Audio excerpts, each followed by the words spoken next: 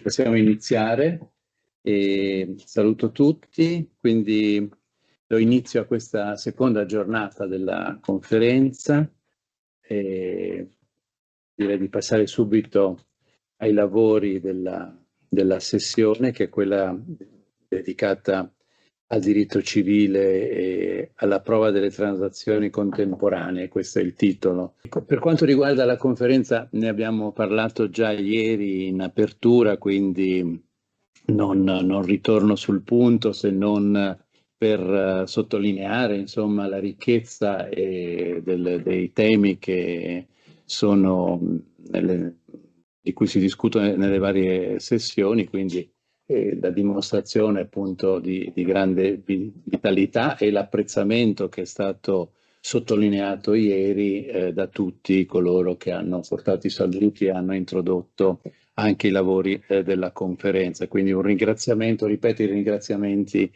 e mi unisco ai ringraziamenti che sono stati formulati ieri.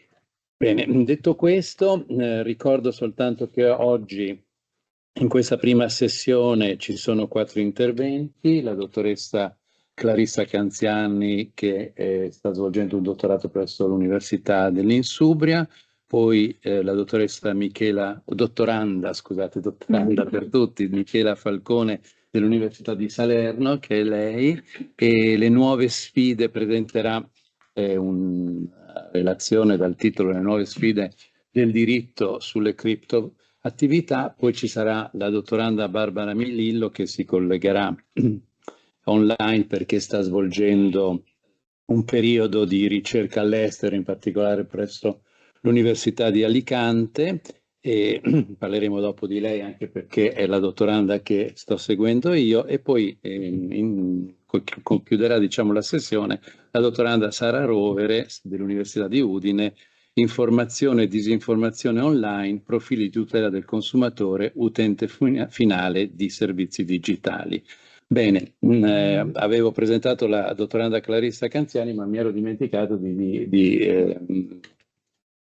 menzionare il titolo della sua relazione, che è il seguente: Autonomia privata, ordine pubblico e limiti costituzionali della crisi coniugale, che è un tema, poco fa ne parlavamo, non proprio inerente al suo progetto di dottorato, perché sta svolgendo una tesi di dottorato su un altro tema, ma che è certamente un tema molto interessante, molto stimolante e che mi sembra abbia, diciamo, proprio un collegamento molto importante, no? Con il titolo del nostro dottorato, perché il nostro dottorato, come voi sapete, riguarda il diritto per l'innovazione nello spazio giuridico europeo, e proprio questo tema, diciamo, è una dimostrazione di come certi argomenti nell'ambito appunto dello spazio giuridico europeo abbiano rilevanza. Ecco, io a questo punto mi taccio e do la parola alla dottoressa. Prego. Innanzitutto volevo ringraziare il professore per l'introduzione e grazie al comitato organizzativo per l'organizzazione veramente incredibile e insomma molto puntuale, quindi poi grazie perché è un'occasione bellissima essere qui, non ero mai stata a Udine, quindi un'ottima occasione. Sì, il mio intervento è proprio sull'autonomia privata nella regolamentazione della crisi coniugale, che sembra un tema molto tradizionale, in realtà si presta, secondo me, e quindi per questo l'ho proposto, a una interpretazione anche in chiave evolutiva, in termini di come il diritto di famiglia può evolvere di fronte alle sfide del diritto europeo. E per affrontare questo tema vorrei partire un po' da un dato generale, cioè quello che negli ultimi decenni il diritto di famiglia ha conosciuto profonde trasformazioni, perché è sempre stato sollecitato da tanto dinamiche interne, a partire dalla riforma del diritto di famiglia del 75, quanto da impulsi sovranazionali con i regolamenti che sono stati via via approvati dal 2002 fino all'ultimo che è stato approvato dall'1 del 2019. Il punto di partenza di questo mio intervento, che adesso guardo l'ora e cercherò di stare nei 12 minuti, è quello che per lungo tempo il modello di riferimento è stato quello della famiglia cosiddetta tradizionale, cioè una famiglia fondata sul matrimonio tra uomo e donna, molto spesso radicata all'interno dell'ordinamento nazionale e di fatto costituita su un'idea istituzionale del vincolo coniugale. E infatti non è un caso che l'articolo 29 della Costituzione affermi proprio che la Repubblica si riconosce i diritti della famiglia come società naturale, ma come società naturale fondata sul matrimonio. Che questa disposizione, letta ovviamente nel contesto culturale in cui è stata formulata, rifletteva un modello di famiglia fortemente unitario. Oggi questo modello non è scomparso, rimane centrale e preponderante, ma non è l'unico modello con cui il nostro ordinamento è chiamato a confrontarsi, perché accanto alla famiglia fondata sul matrimonio si sono progressivamente affermate nuove e diversificate configurazioni familiari che vanno dalle convivenze morosorio alle unioni civili con la legge del 2016, con la Cirinna del 2016, e poi ci sono altre configurazioni familiari, magari fondate sul matrimonio, ma che vedono componenti di questa unione non persone radicate in uno stesso ordinamento, ma magari partner che hanno cittadinanze diverse, provengono da paesi differenti oppure sono stabiliti in un paese differente da quello del quale hanno la cittadinanza. E questo è interessante in un ambito di ottica europea per quanto riguarda quello di cui parleremo in chiusura, cioè l'applicazione dei regolamenti europei e dell'ordine pubblico internazionale e nazionale. Dunque, è in questo ambito che l'autonomia privata di fatto si ridefinisce e secondo me assume sempre una nuova centralità.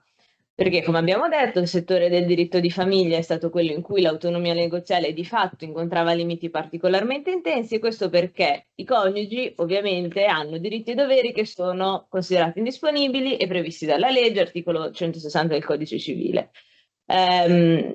La crisi familiare è di fatto affidata al controllo dell'autorità giudiziaria, sicché accordi diretti a predeterminare gli effetti di una futura separazione o divorzio sono sempre stati guardati con sospetto e di fatto oggi, stando all'orientamento preponderante della giurisprudenza, sono comunque considerati nulli.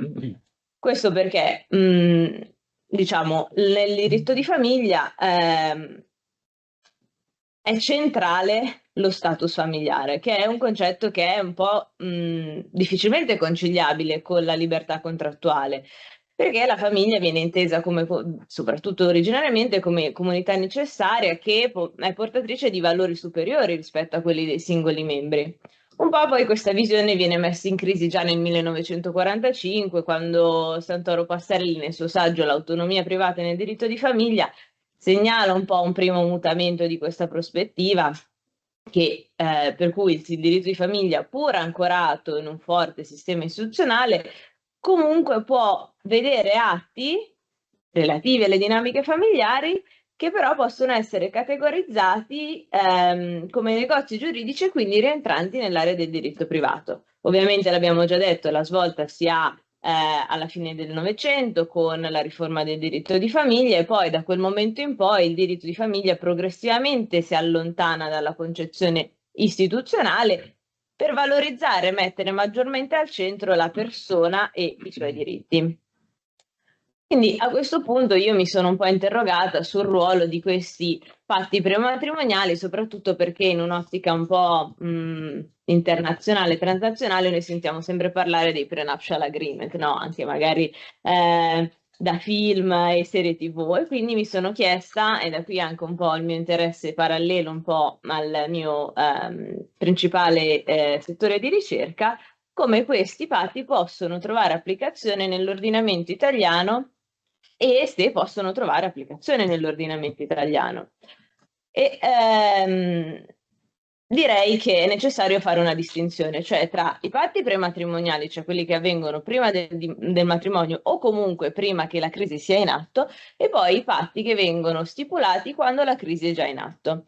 Per quanto riguarda i primi, vorrei partire da una considerazione, cioè quella che nel nostro ordinamento, per espressa previsione di legge, ci sono alcuni accordi che sono stipulabili anche prima del matrimonio e che sono pienamente validi, che sono le convenzioni matrimoniali.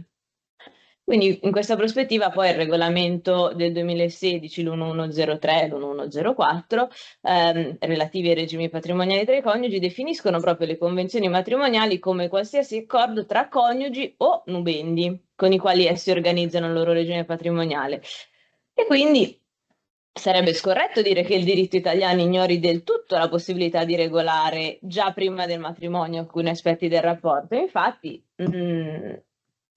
esistono queste convenzioni che però tecnicamente non sono accordi sulla crisi, non disciplinano cosa accadrà in caso di separazione o divorzio, ma regolano il regime patrimoniale durante il matrimonio. Se però lo stesso istituto venisse osservato da un giurista estero, in particolare da un giurista inglese, la percezione potrebbe essere diversa. Questo perché nell'ordinamento inglese, scusate questa introduzione comparata, però è interessante perché tante volte poi uno non ci pensa, essendo un giurista italiano. Io l'ho scoperto recentemente facendo un periodo in Inghilterra, di studio in Inghilterra. Il giurista inglese di fatto non conosce un sistema di regimi patrimoniali matrimoniali, perché la separazione di beni appare già una forma di pianificazione della crisi del rapporto.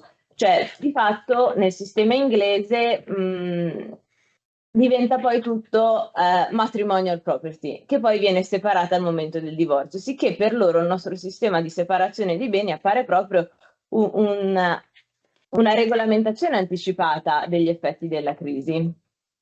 E quindi questo secondo me è un primo dato metodologico, cioè la distinzione tra regime patrimoniale e accordo sulla crisi, che per noi giuristi italiani è netta di fatto ed è sempre stato così, mentre appare meno scontata se vista in chiave comparata.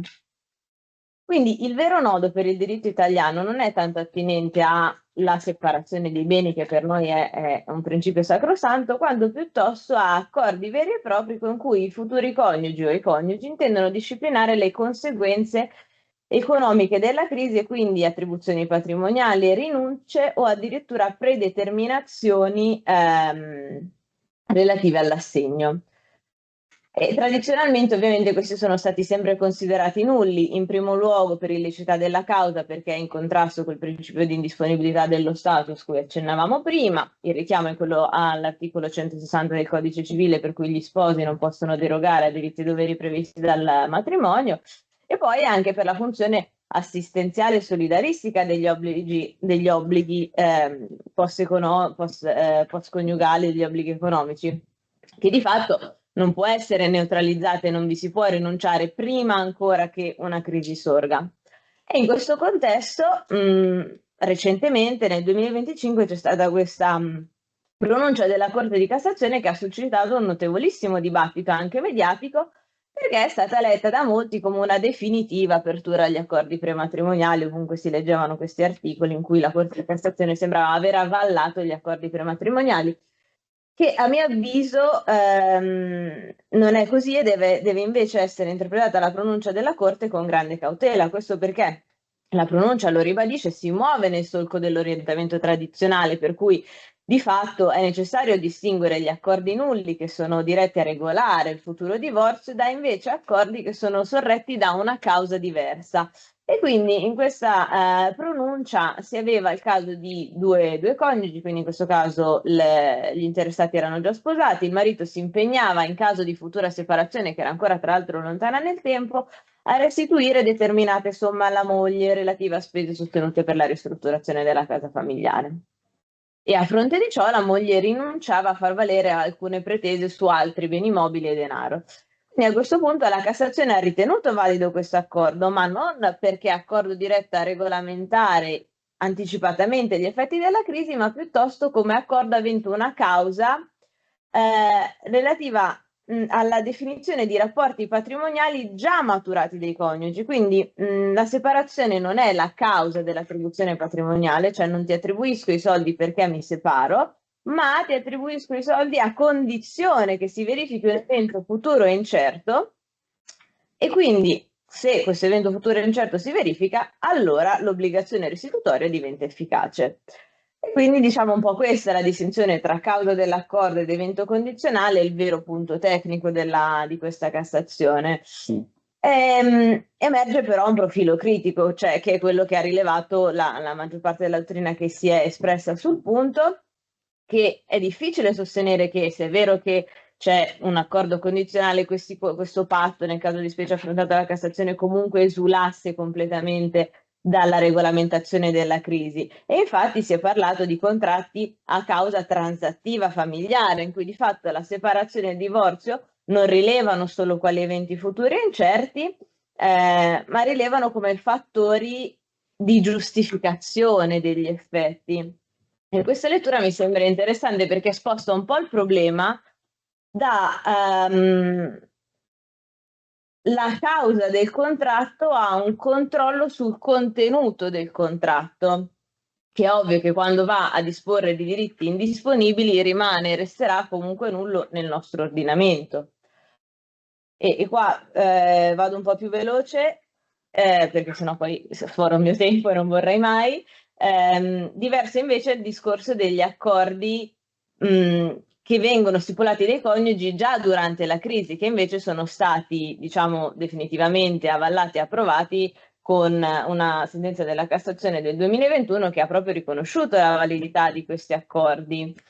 Quindi, diciamo, al momento il nostro quadro è accordi prima della crisi su cui si hanno grandi incertezze perché sono ammessi solo se non riguardano diritti disponibili e comunque si riguardano, insomma, accordi transattivi patrimoniali del coniuge, accordi durante la crisi che invece sono avallati. Allora, in questa prospettiva mi sono chiesta che ruolo abbia il diritto europeo, perché come abbiamo detto i regolamenti del 2016, l'1103 e l'1104, di fatto ammettono una regolamentazione dei rapporti patrimoniali tra i coniugi e quindi è necessario che il giurista italiano si ponga un po' questo problema.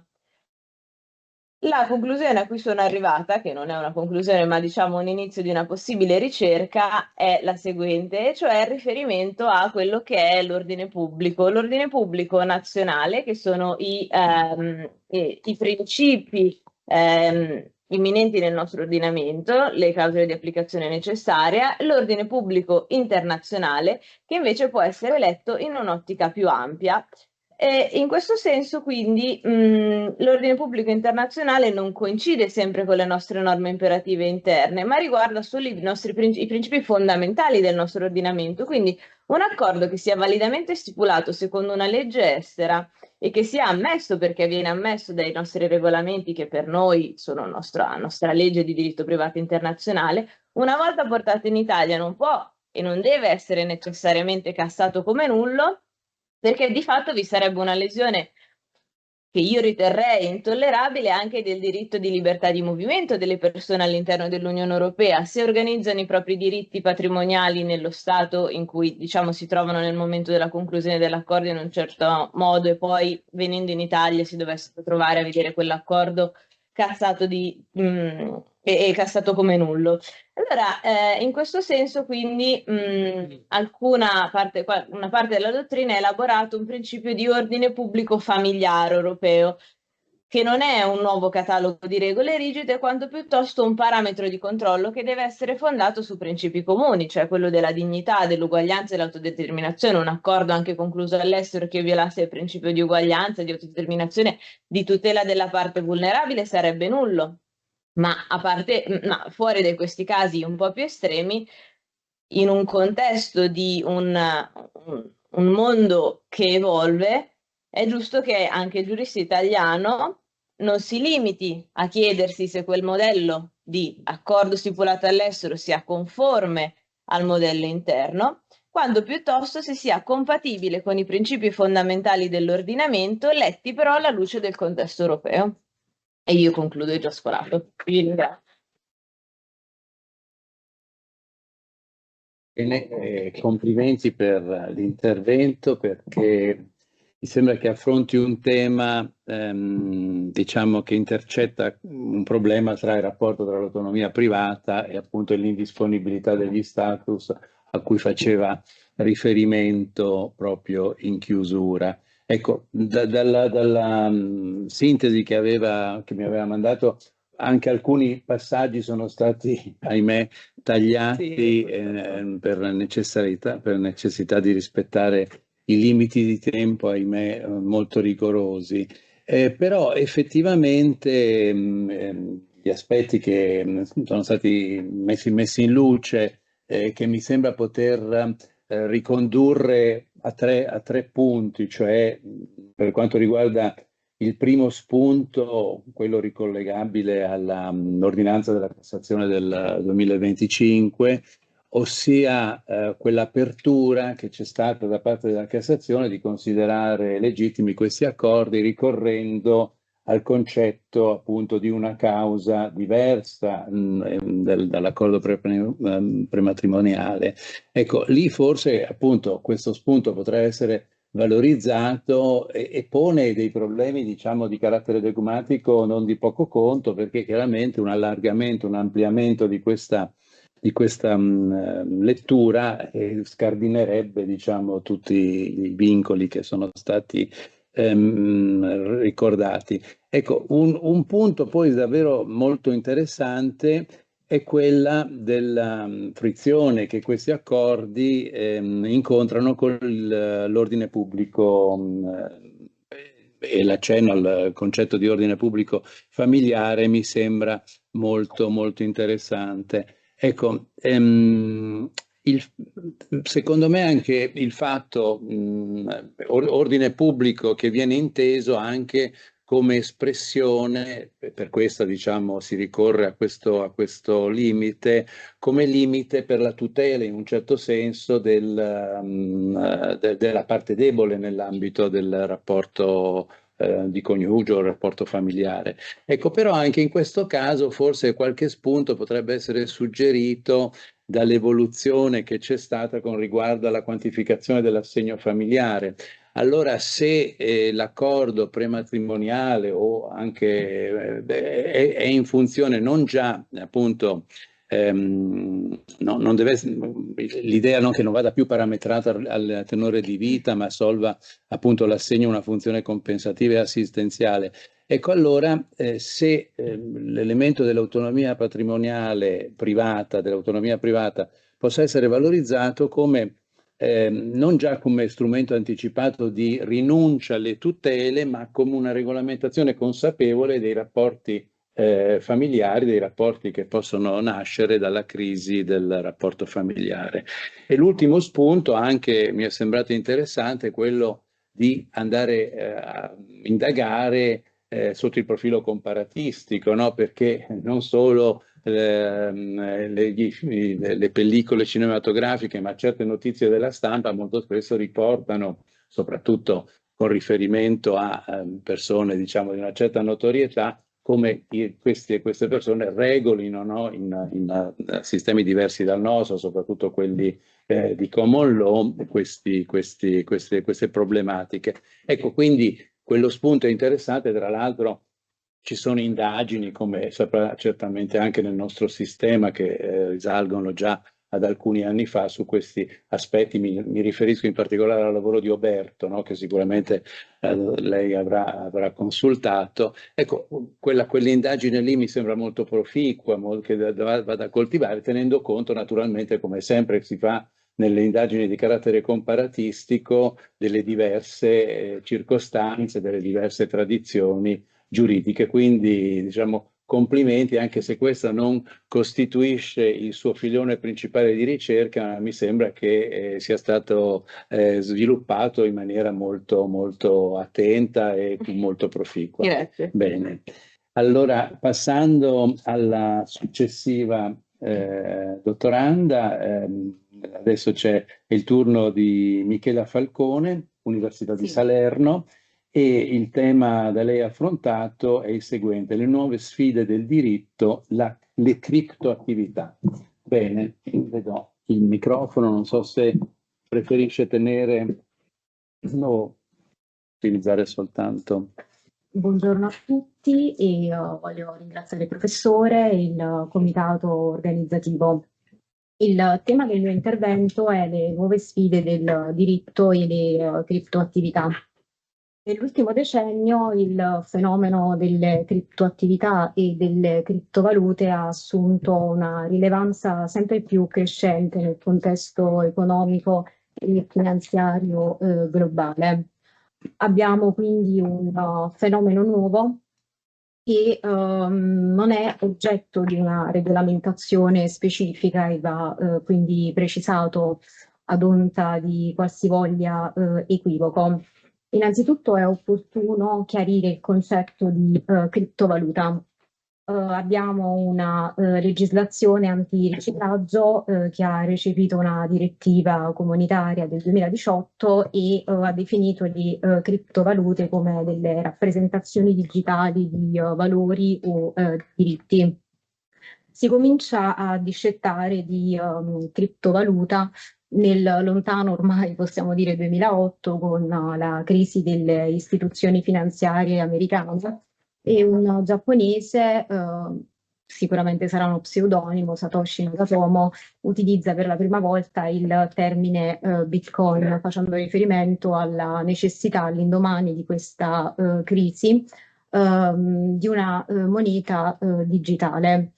È sicuramente importante chiarire come la criptovaluta non possa essere annoverata tra quelle che sono monete aventi corso legale.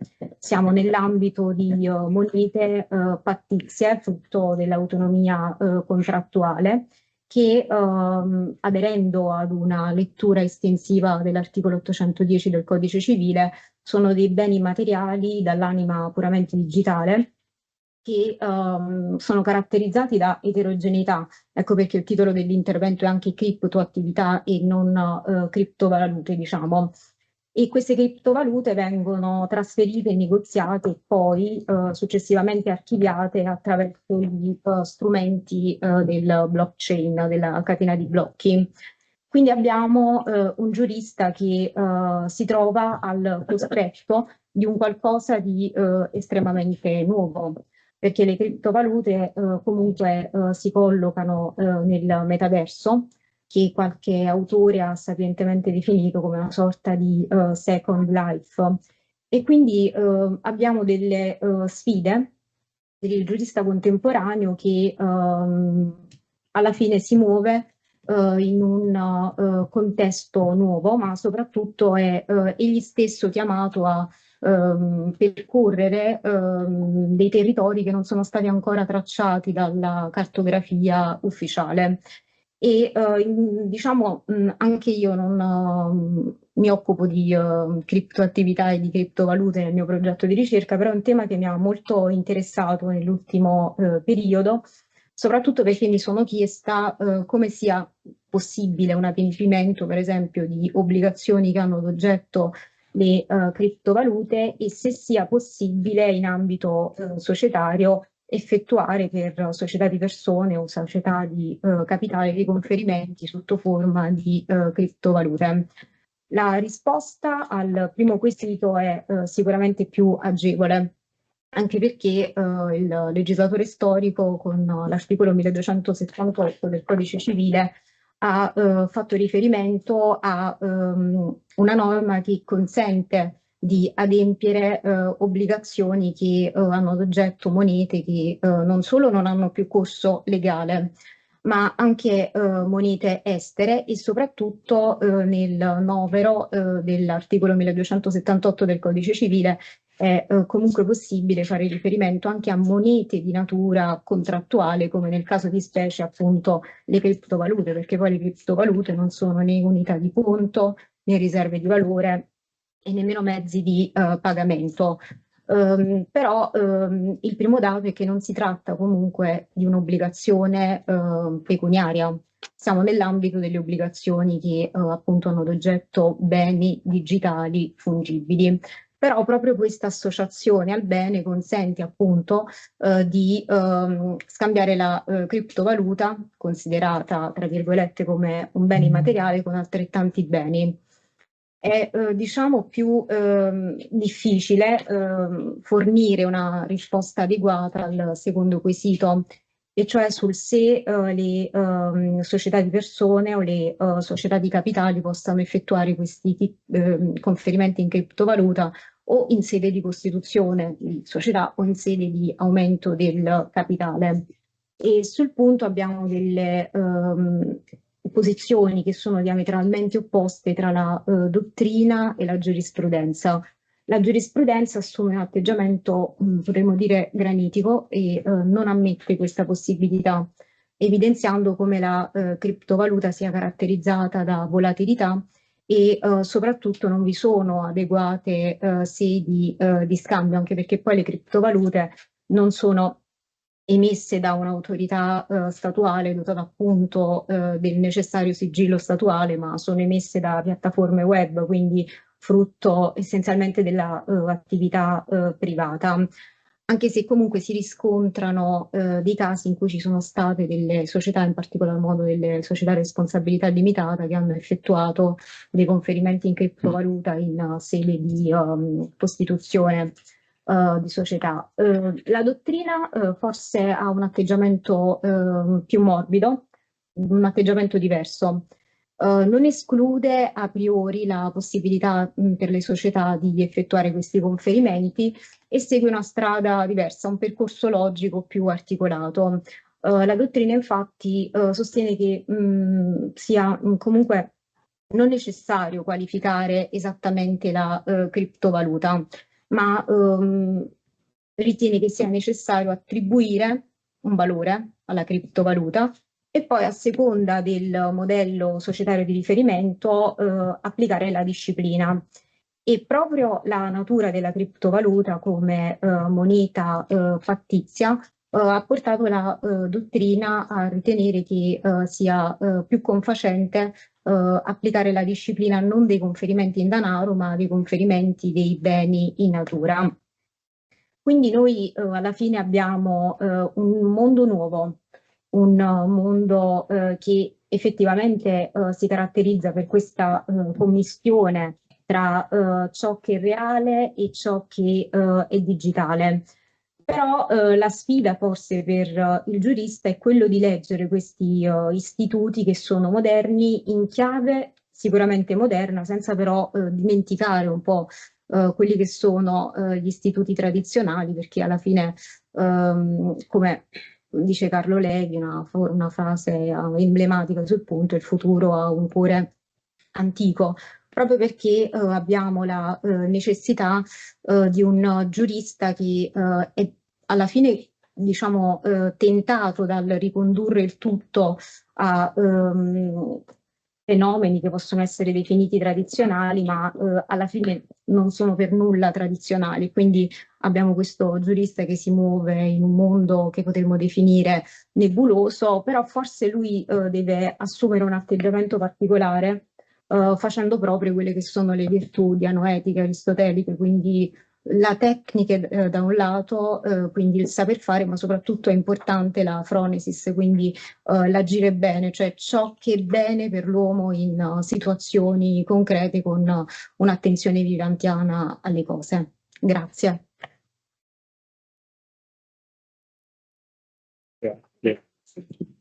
Grazie dottoressa, anche in questo caso mi sembra che l'intervento è molto interessante e molto puntuale, in particolare mi sembra perché ha il merito di collocare una tematica che forse assume un rilievo nella dimensione finanziaria, no? Nella dimensione regolatoria dell'antiriciclaggio, e il tentativo è quello di collocarlo invece all'interno di una prospettiva più propriamente civilistica, no? Sia il riferimento che ha fatto al 1278, quindi l'utilizzazione delle criptovalute come moneta, come modalità di adempimento, sia soprattutto anche con riguardo alla possibilità di utilizzare sempre le criptovalute nell'ambito della Costituzione e delle società, effettivamente solleva dei problemi pratici e di grande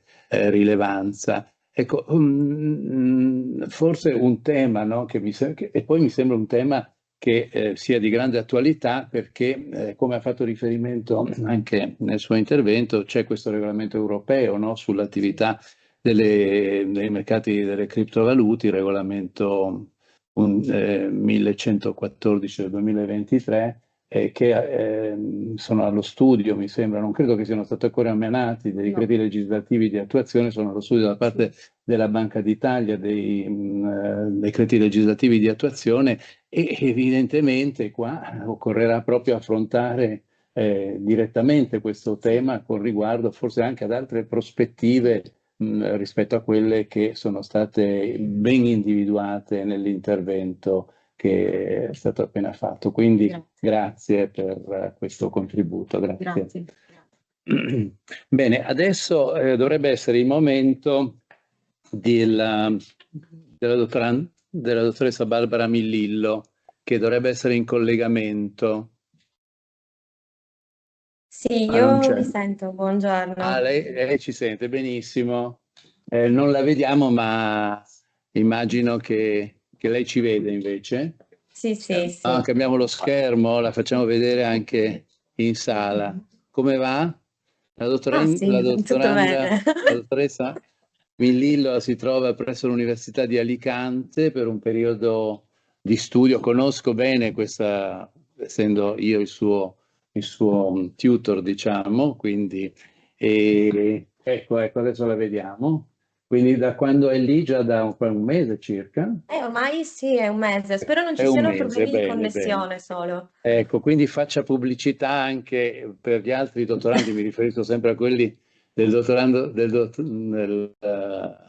corso di dottorato di Udine, di andare, e come del resto anche ci ha detto poco fa la dottoranda dell'Università dell'Insubria, che i periodi all'estero sono sempre molto proficui, no, per approfondire le proprie ricerche. Penso che anche lei, no, si stia trovando bene lì, giusto? Sì, assolutamente. Benissimo. Bene, detto questo, le do subito la parola, non prima di ricordare il titolo del suo intervento: Creatività e intelligenza artificiale nel diritto d'autore, il ruolo del contributo umano dopo la legge numero 132 del 2025. Prego. Grazie. Allora, buongiorno. Io ho scelto, diciamo, principalmente questo argomento in quanto va a toccare poi il progetto di ricerca della mia tesi dottorale. E ovviamente è stato principalmente una scelta legata al fatto che con questo intervento il legislatore per la prima volta ha riconosciuto il ruolo dell'intelligenza artificiale e l'impatto che ha nella disciplina autoriale. Per quanto riguarda la legge che è intitolata Disposizione e delega al governo in materia di intelligenza artificiale, all'articolo 25 proprio interviene con una modifica molto importante alla legge sul diritto d'autore, che è la legge 633 del 1941. Questa modifica riguarda l'articolo 1 della legge sul diritto d'autore e una modifica che adesso vedremo è l'introduzione anche dell'articolo 77, ma in questa sede io mi concentrerò solo sulle modifiche apportate all'articolo 1. Ad oggi l'articolo 1 si può leggere come: sono protette ai sensi di questa legge le opere di ingegno umano di carattere creativo che appartengono alla letteratura, alla musica, alle arti figurative, all'architettura, al teatro e alla cinematografia, qualunque sia il modo o la forma di espressione, anche laddove create con l'ausilio di strumenti di intelligenza artificiale, purché costituenti il risultato del lavoro intellettuale dell'autore. Questa modifica è stata molto significativa anche perché la materia del diritto d'autore è stata una di quelle discipline nella quale, con lo sviluppo dell'intelligenza artificiale, particolarmente l'intelligenza artificiale generativa, sono sorti molti quesiti e sono stati portati a galla, diciamo, dei punti nevralgici della materia, o meno sulla configurabilità e i limiti della tutela autorale per le opere create con l'assistenza di questi sistemi. Prima di addentrarci nelle specifiche del rapporto con l'intelligenza artificiale, vedremo i lineamenti principali della materia in modo estremamente sintetico, ossia quali sono i requisiti previsti dalla legge affinché un'opera possa essere tutelata dal diritto d'autore. Inizialmente possiamo individuare all'articolo 1 della legge sul diritto d'autore e all'articolo 2573 del Codice Civile come requisito fondamentale quello del carattere creativo dell'opera.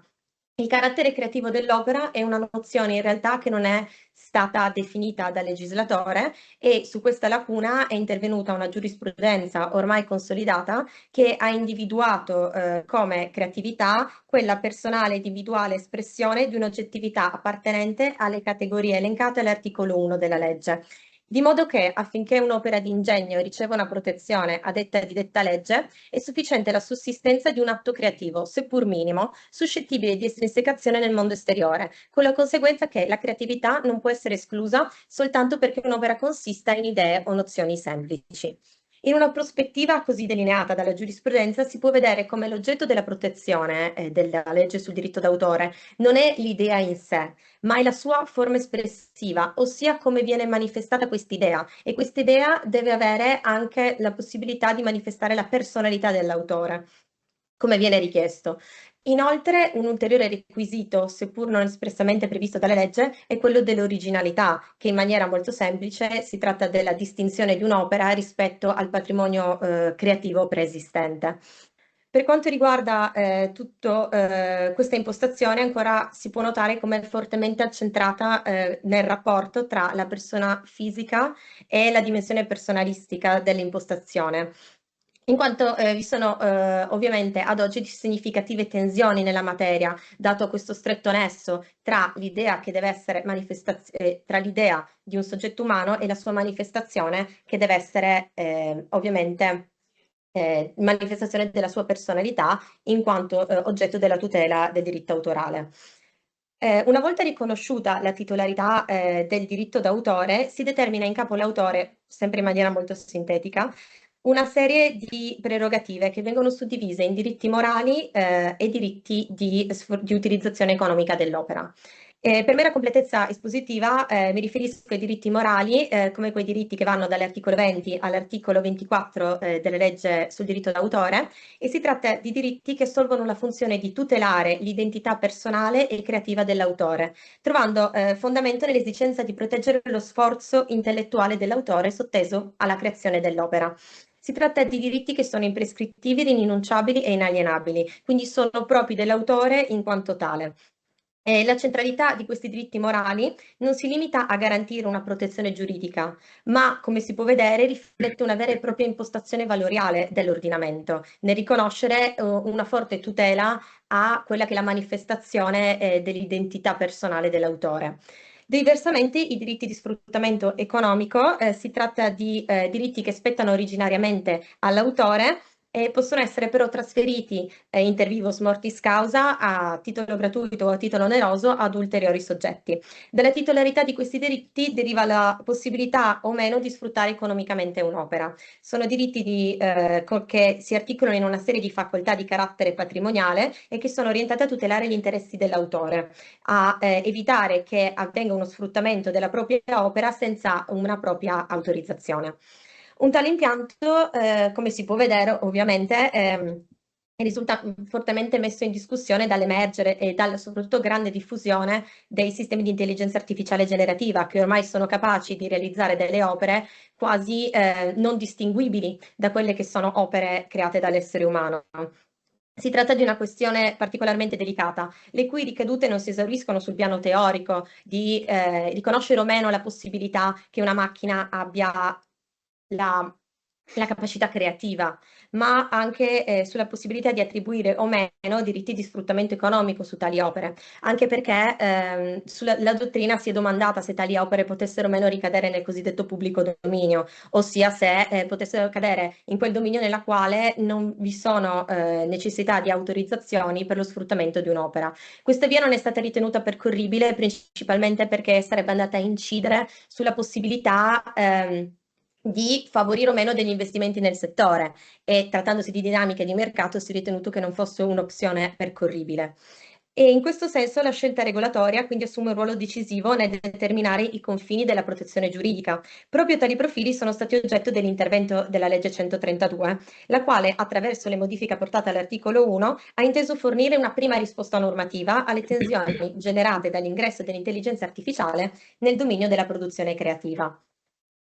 Entrando nei particolari, anche su una via conclusiva, si può vedere come le integrazioni apportate all'articolo 1 permettono, con cui il legislatore è intervenuto, recepiscono principalmente due nuovi principi, ossia che sia possibile per l'autore impiegare i sistemi di intelligenza artificiale nella creazione di un'opera, opzione in realtà che era già stata in parte riconosciuta da una sentenza della Cassazione, la cosiddetta sentenza del Fiore di Sanremo, la 1107 del 2023, nella quale la Corte non esclude la possibilità che un'opera creata con l'impiego di un software possa essere protetta dalla legge sul diritto d'autore. Inoltre il secondo principio è che tale opera possa essere protetta dal diritto d'autore, purché tuttavia costituisca il risultato di uno sforzo creativo e intellettuale dell'autore umano. Entrambi i principi si radicano in quella che è una visione antropocentrica del diritto d'autore, che esclude comunque ogni qualsiasi riferimento alla titolarità in capo alla macchina, come anche l'esclusione del riconoscimento di una creatività computazionale o algoritmica. Si tratta sempre di un lavoro individuato nella mente umana dell'autore, del suo sforzo intellettuale nel creare, che poi viene manifestato in una forma espressiva. Per quanto riguarda la riforma, quindi, ha il pregio di fornire indicazioni per superare criticità applicative della protezione autorale, suscitate dai casi di opere realizzate mediante l'impiego dei sistemi di intelligenza artificiale. Con l'introduzione del termine ingegno umano, consente così di ricondurre in modo esplicito la creatività, requisito fondamentale per l'applicazione della tutela, allo sforzo intellettuale dell'autore. La scelta anche appare coerente con quella che è l'impostazione della legge 132 del 2025, che proprio l'articolo 1 nell'ambito di applicazione dichiara espressamente che lo sviluppo dell'intelligenza artificiale deve avvenire in una dimensione antropocentrica. Non di meno, in sintesi, indipendentemente dalle modalità di realizzazione di un'opera, caratterizzata da un apporto meno significativo di una macchina, il requisito della creatività necessario ai fini del riconoscimento della tutela deve essere ricondotto principalmente all'essere umano. Tuttavia, questa legge solleva comunque alcuni punti delicati che permangono nella configurazione della nuova disciplina. In particolare, la nozione di lavoro intellettuale nell'ultimo periodo non risulta né specificato né di immediata individuazione, perché è chiaro che se da un lato per le opere per essere protette devono essere il risultato di un'attività creativa umana, dall'altro l'incidenza dei processi algoritmici nella loro realizzazione non è sempre agevolmente individuabile. Quindi ne è la misura nella quale l'apporto incida nel superamento della soglia creatività richiesta al fine di garantire la tutela autoriale. Permane pertanto un margine comunque di incertezza circa i criteri idonei per distinguere le opere meritevoli di tutela oppure negarla. In conclusione, quindi, la formulazione normativa così delineata dalla legge 132 consolida un punto fermo, ossia l'esclusione di una qualsiasi ipotesi di titolarità dei diritti in capo all'intelligenza artificiale, nonché la riconduzione dei sistemi algoritmici a meri strumenti in mano all'essere umano per creare un'opera di ingegno. Nel tentativo di identificare i criteri utili, secondo me si può avere una prospettiva comparata soprattutto nelle decisioni adottate dal Copyright Office degli Stati Uniti, ma anche una molto interessante della Corte di Beijing del novembre 2023, nella quale viene riconosciuta la tutela autorale nel caso concreto era per la quantità dei prompt inseriti e per lo sforzo che essi hanno mostrato del soggetto che ha impiegato un sistema di intelligenza artificiale. In questo modo quindi si vuole vedere come la valutazione del contributo umano e del contributo della macchina possa avvenire mediante non tanto l'analisi del risultato finale, che ormai è difficilmente appunto distinguibile, ma dal processo creativo, nella valutazione dei prompt, nella loro qualità, nella loro specificazione e soprattutto anche nell'aderenza del risultato tra dell'output rispetto all'input inserito. Dunque la nuova legge, concludendo, assegna un cambio di prospettiva, adottando un approccio in cui l'intelligenza artificiale e i suoi sistemi vengono qualificati come uno strumento impiegato al fine di realizzare un'opera che sia sempre e comunque espressione dell'attività intellettuale umana, ferma restando la necessità che l'apporto della persona umana, ovviamente, sia connotato da un livello di creatività sufficiente ai fini della tutela. Grazie. Grazie. Adesso non posso esagerare nei complimenti alla dottoressa Millillo perché verrebbe interpretato come una piaggeria al contrario, forse qualcosa del genere, però mi sembra di poter evidenziare come il tema che lei ha toccato si inserisca perfettamente, diciamo, nell'ambito delle tematiche del nostro dottorando, del corso di dottorato. Si parla di diritto per l'innovazione dello spazio giuridico europeo. Basta dire, forse basterebbe ricordare, ma mi sembra che l'abbia detto anche la dottoressa, la dottoranda, che la legge, la 132 del 2025, si inserisce perfettamente nell'ambito, fa riferimento espressamente al regolamento europeo sull'intelligenza artificiale, no? Ne costituisce quasi una applicazione in concreto. E quello che mi piace anche sottolineare è che adesso si trova presso l'Università di Alicante, ma Alicante è anche il luogo dove ha sede l'Ufficio europeo per la proprietà intellettuale, quindi anche questo è un elemento, diciamo, di contatto ulteriore. Poi dalla sua relazione sono emersi anche riferimenti sia alla giurisprudenza nordamericana che a quella cinese. Ecco, tutto questo poi, diciamo, e con questo poi concludo, si cercherà di tradurre in uno studio che avrà anche una ricaduta, diciamo, territoriale vicina a noi, no? Perché l'idea è quella di, abbiamo già preso contatti, di concludere, diciamo, lo studio con un'analisi di quella esperienza che è stata da poco inaugurata a Gorizia, cioè sulla galleria digitale, sulla DAG, che credo dai primi contatti costituisca effettivamente un'espressione, un'applicazione di questi esperimenti, insomma, di rielaborazione di opere d'arte partendo appunto da input, da prompt umani, e poi una rielaborazione attraverso appunto i sistemi dell'intelligenza artificiale creativa. Quindi grazie per l'intervento.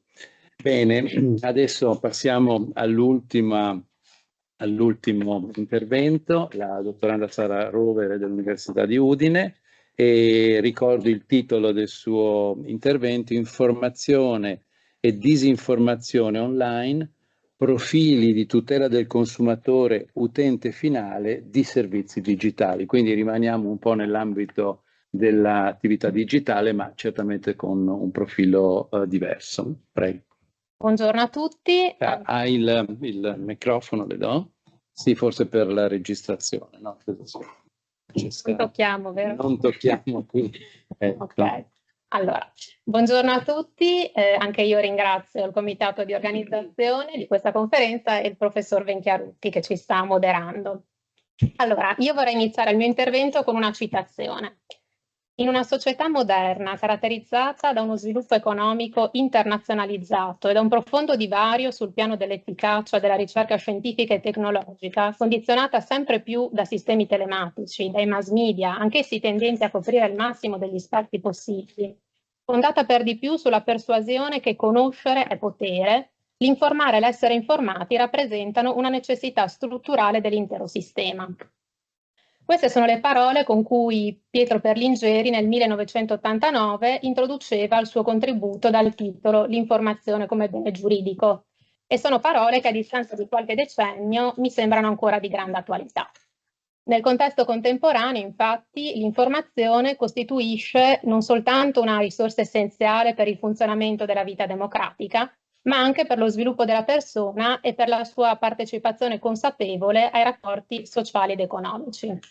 A maggior ragione se si considera la profonda influenza che i mutamenti economici, politici e sociali intervenuti a partire dagli anni 90 del secolo scorso hanno avuto anche sui processi di produzione e di circolazione delle notizie e delle informazioni.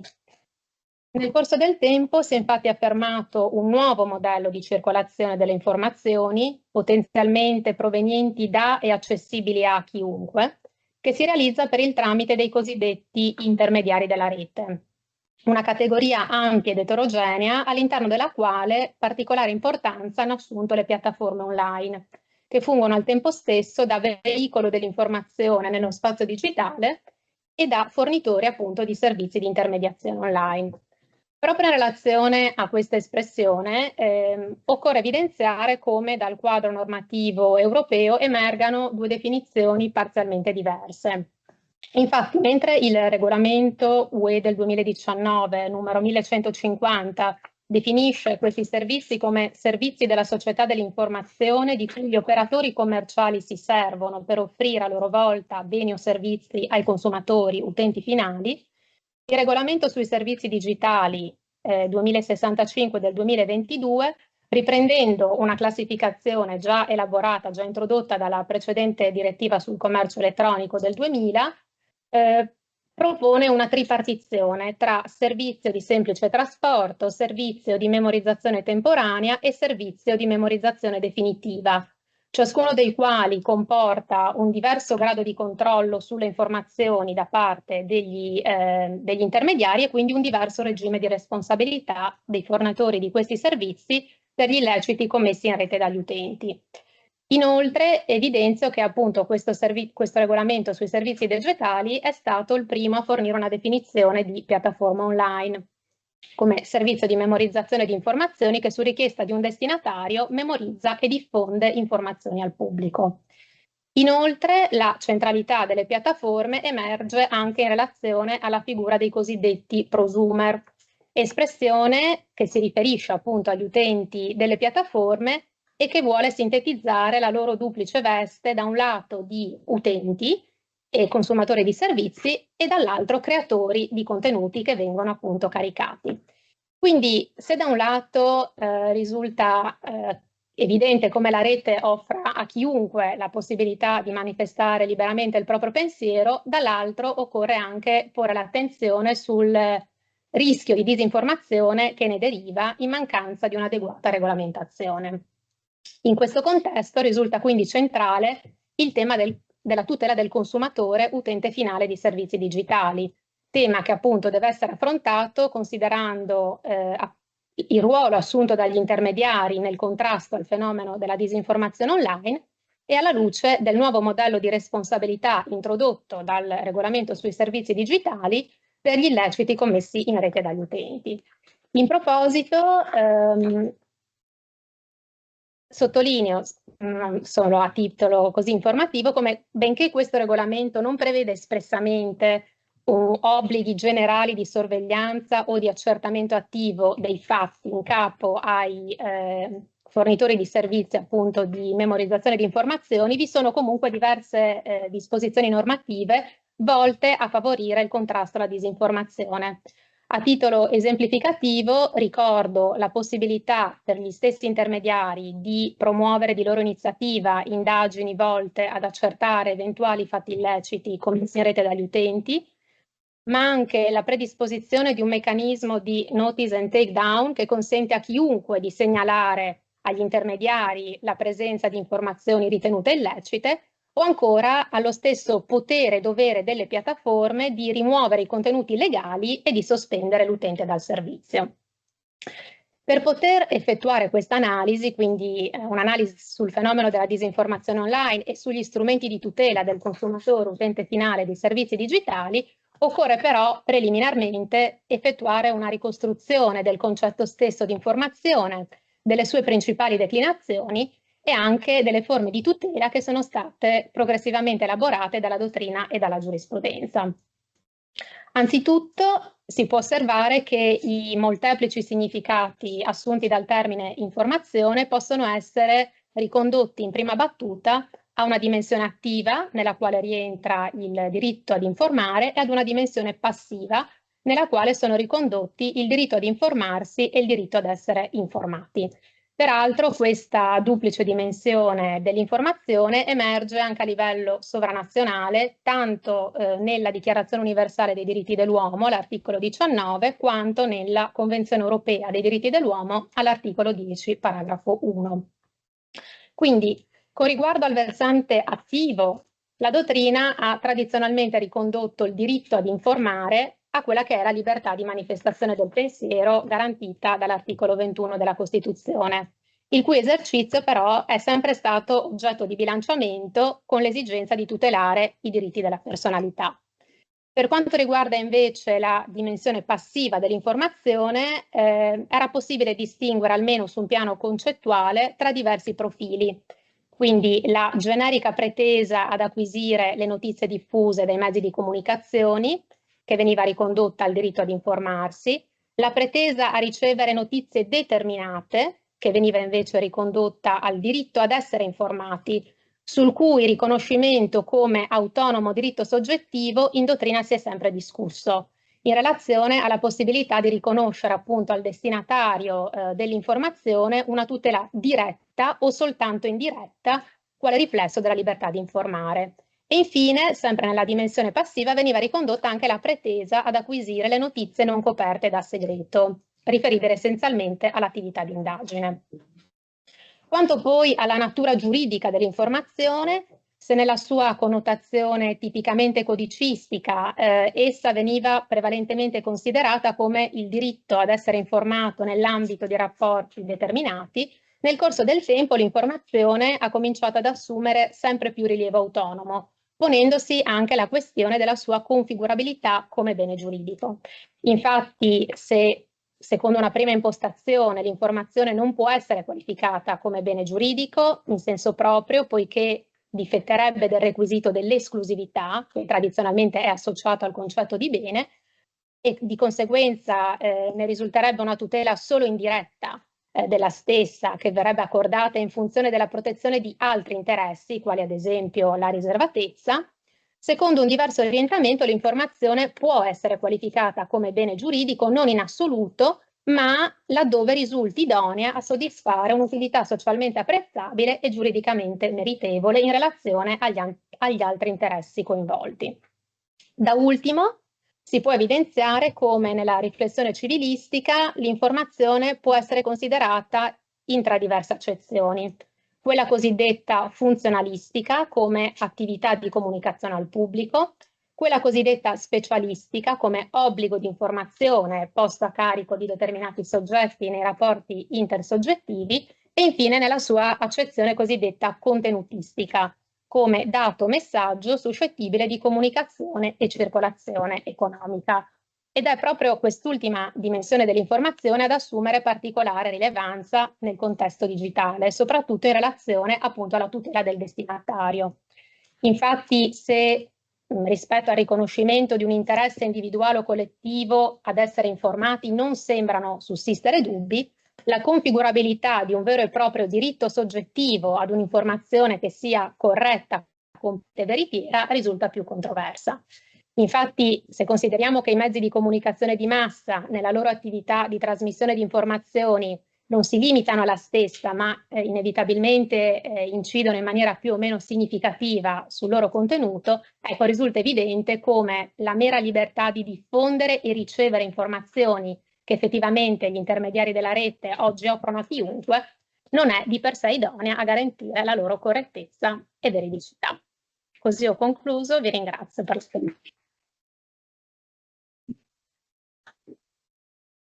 Grazie, molto bene anche per questo ultimo intervento che mi sembra che abbia il pregio di ricondurre il tema dell'informazione in una cornice teorica più ampia, no? Quando si parla della nozione di informazione come bene giuridico e della tutela del consumatore come utente finale dei servizi digitali. Ecco, una dimensione che mi sembra emergere dal suo lavoro è anche quella della funzione della comunicazione come fattore di orientamento economico. Ecco, sotto questo profilo mi sembra interessante, potrebbe essere sviluppato maggiormente il tema della disinformazione online con riguardo alle recensioni digitali. Le dico questo perché recentemente, per quanto riguarda proprio il nostro paese, è stata adottata una normativa specifica con riguardo volta a ostacolare, a limitare la diffusione delle recensioni che risultano essere non veritiere, recensioni false, che producono degli effetti negativi sotto il profilo economico, certamente con riguardo all'aspetto del consumatore, perché soprattutto questa normativa si riferisce al settore turistico. Sembra che la maggior parte, e forse anche noi, no? Prima di adottare una decisione di questo tipo, consultiamo le recensioni e quindi hanno un fattore di orientamento molto molto significativo, e quindi una cattiva informazione finisce per dare un orientamento errato, ma anche ha delle ricadute certamente sotto il profilo dei rapporti imprenditoriali, perché chiaramente la cattiva informazione o l'informazione scorretta di un concorrente può determinare sia l'adozione di decisioni sotto il profilo imprenditoriale che non sono giustificate, sia anche determinare degli effetti pregiudizievoli nei confronti di alcuni di questi competitori. Tant'è che già ci sono, seppure episodi, che alcune decisioni anche della nostra giurisprudenza su questo piano qua. Sul fronte della tutela del consumatore, poi lei ha fatto opportunamente riferimento alla normativa del Digital Service Act, ma ci sono state anche delle innovazioni che forse non sono riusciti ad emergere, insomma, per la limitatezza del tempo, con riguardo alla disciplina delle pratiche commerciali scorrette, no? Con cui ormai che però è, come dire, un profilo diverso, non è centrale, no? Quando lei ha parlato di consumatori mi è venuto questo, ma forse non è centrale. E diciamo che io ho cercato di declinarlo appunto più come utente di servizi digitali, ecco. E quindi collegandolo piuttosto al mercato digitale, perché lì poi diciamo c'è una comunque appunto complimenti per gli aspetti che anche qui dimostrano diciamo l'inerenza della tematica allo spazio digitale europeo. Bene, io ho concluso, non so se sono previsti degli interventi, ma siamo quasi al tempo del coffee break, e poi vi ritroverete alle 11, credo, no? Per la sessione successiva. D'accordo.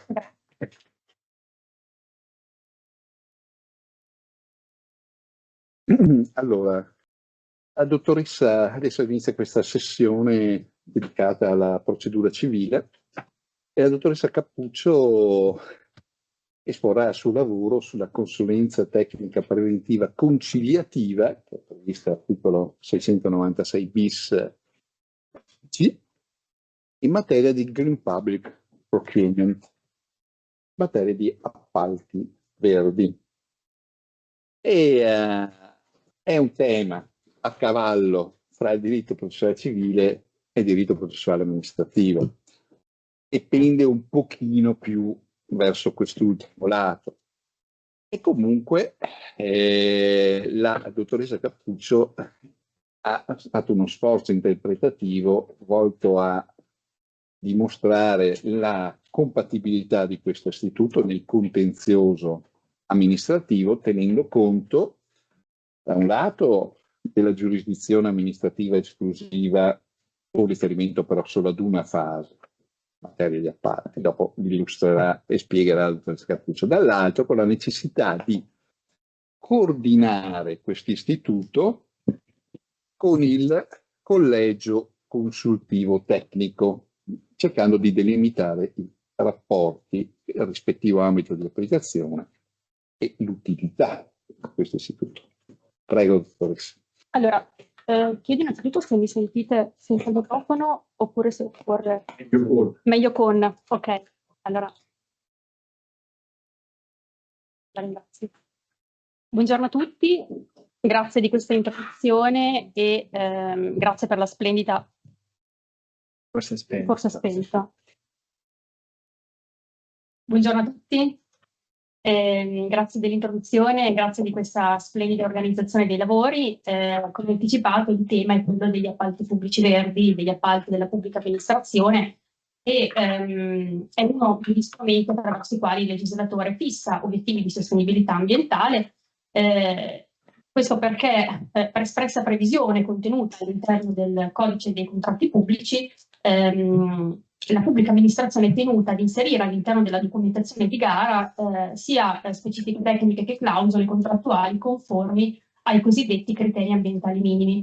Questo con almeno un duplice ordine di conseguenze. Da un lato un vincolo per la stazione appaltante nella predisposizione del bando, dall'altra anche un dovere per gli operatori economici di conformarsi a tali requisiti nell'ottica di una competizione che si può definire anche ambientale. Ed è quindi su questo sfondo che si innesta il tema della consulenza tecnica preventiva conciliativa e qualche riflessione che intendo svolgere a proposito della praticabilità di questo istituto nel contenzioso degli appalti verdi della pubblica amministrazione, alla luce tanto della complessità tecnica che caratterizza queste controversie, quanto dell'esigenza deflattiva che pure permea questo settore. Questione preliminare che che ho sottoposto, diciamo, alla mia indagine è quella della individuazione del giudice dotato di giurisdizione. Appunto, si tratta di un argomento a cavallo fra due giurisdizioni, due processi, quindi è inevitabile innanzitutto chiedersi quale sia il giudice dotato di giurisdizione e, come veniva opportunamente anticipato, l'articolo 133 del Codice del processo amministrativo, come noto, devolve la giurisdizione esclusiva del giudice amministrativo le controversie in materia di contratti pubblici, limitatamente però alla fase pubblicistica, ad evidenza pubblica, con la conseguenza che per quel che riguarda l'esecuzione del rapporto negoziale, le controversie che abbiano insorgere in quest'altra fase sono devolute alla giurisdizione del giudice ordinario. Tra l'altro non mancano zone grigie in cui è più difficile individuare quale sia il giudice dotato di giurisdizione, nel senso che ad esempio si pensa al caso della risoluzione del contratto per effetto della perdita dei requisiti di partecipazione da parte dell'impresa aggiudicataria. Ecco, questa è una fattispecie che la giurisprudenza tende a ritenere di giurisdizione del giudice amministrativo, sebbene a rigore si ponga in una fase che è quella di esecuzione del rapporto negoziale, quindi in una fase successiva. Questo per dire che anche l'istituto della consulenza tecnica preventiva conciliativa deve confrontarsi con queste incertezze e con questo duplice eventuale scenario. La seconda questione che si apre, allora, a mio avviso, è quella di valutare la compatibilità della consulenza tecnica preventiva conciliativa con il processo amministrativo e il primo sguardo va evidentemente alle norme del codice del processo amministrativo. Una lettura sistematica degli articoli 39 e 63 del codice del processo amministrativo sembrerebbe deporre per la soluzione positiva. Questo perché l'articolo 39 consente l'applicazione delle norme del codice di procedura civile, per quanto appunto non espressamente disciplinato nel codice del processo amministrativo, in quanto compatibili o espressive di principi generali. D'altra parte l'articolo 63 ammette la consulenza tecnica e più in generale tutti i mezzi di prova che sono previsti nel codice di procedura civile, salvo eccezioni testualmente riportate. Ciò nonostante, parte della giurisprudenza ha negato tale compatibilità e di questo bisogna dare atto e in particolare lo ha fatto sul presupposto che l'istituto della consulenza tecnica preventiva conciliativa per la verità non perseguirebbe interessi di portata generale alla luce della particolarità dello scopo deflattivo.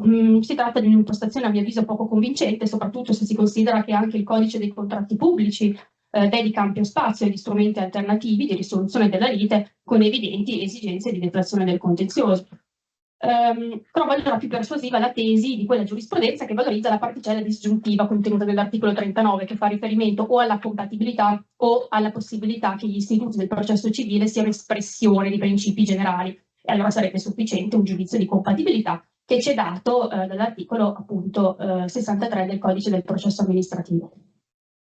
Intendo però segnalare anche una più recente pronuncia del TAR Brescia che pure ha negato la compatibilità di questo istituto e l'ha fatto facendo leva su un argomento più sottile, nel senso che ha ritenuto che fosse incompatibile in quanto privo dei requisiti della urgenza richiesto per le misuranze causa.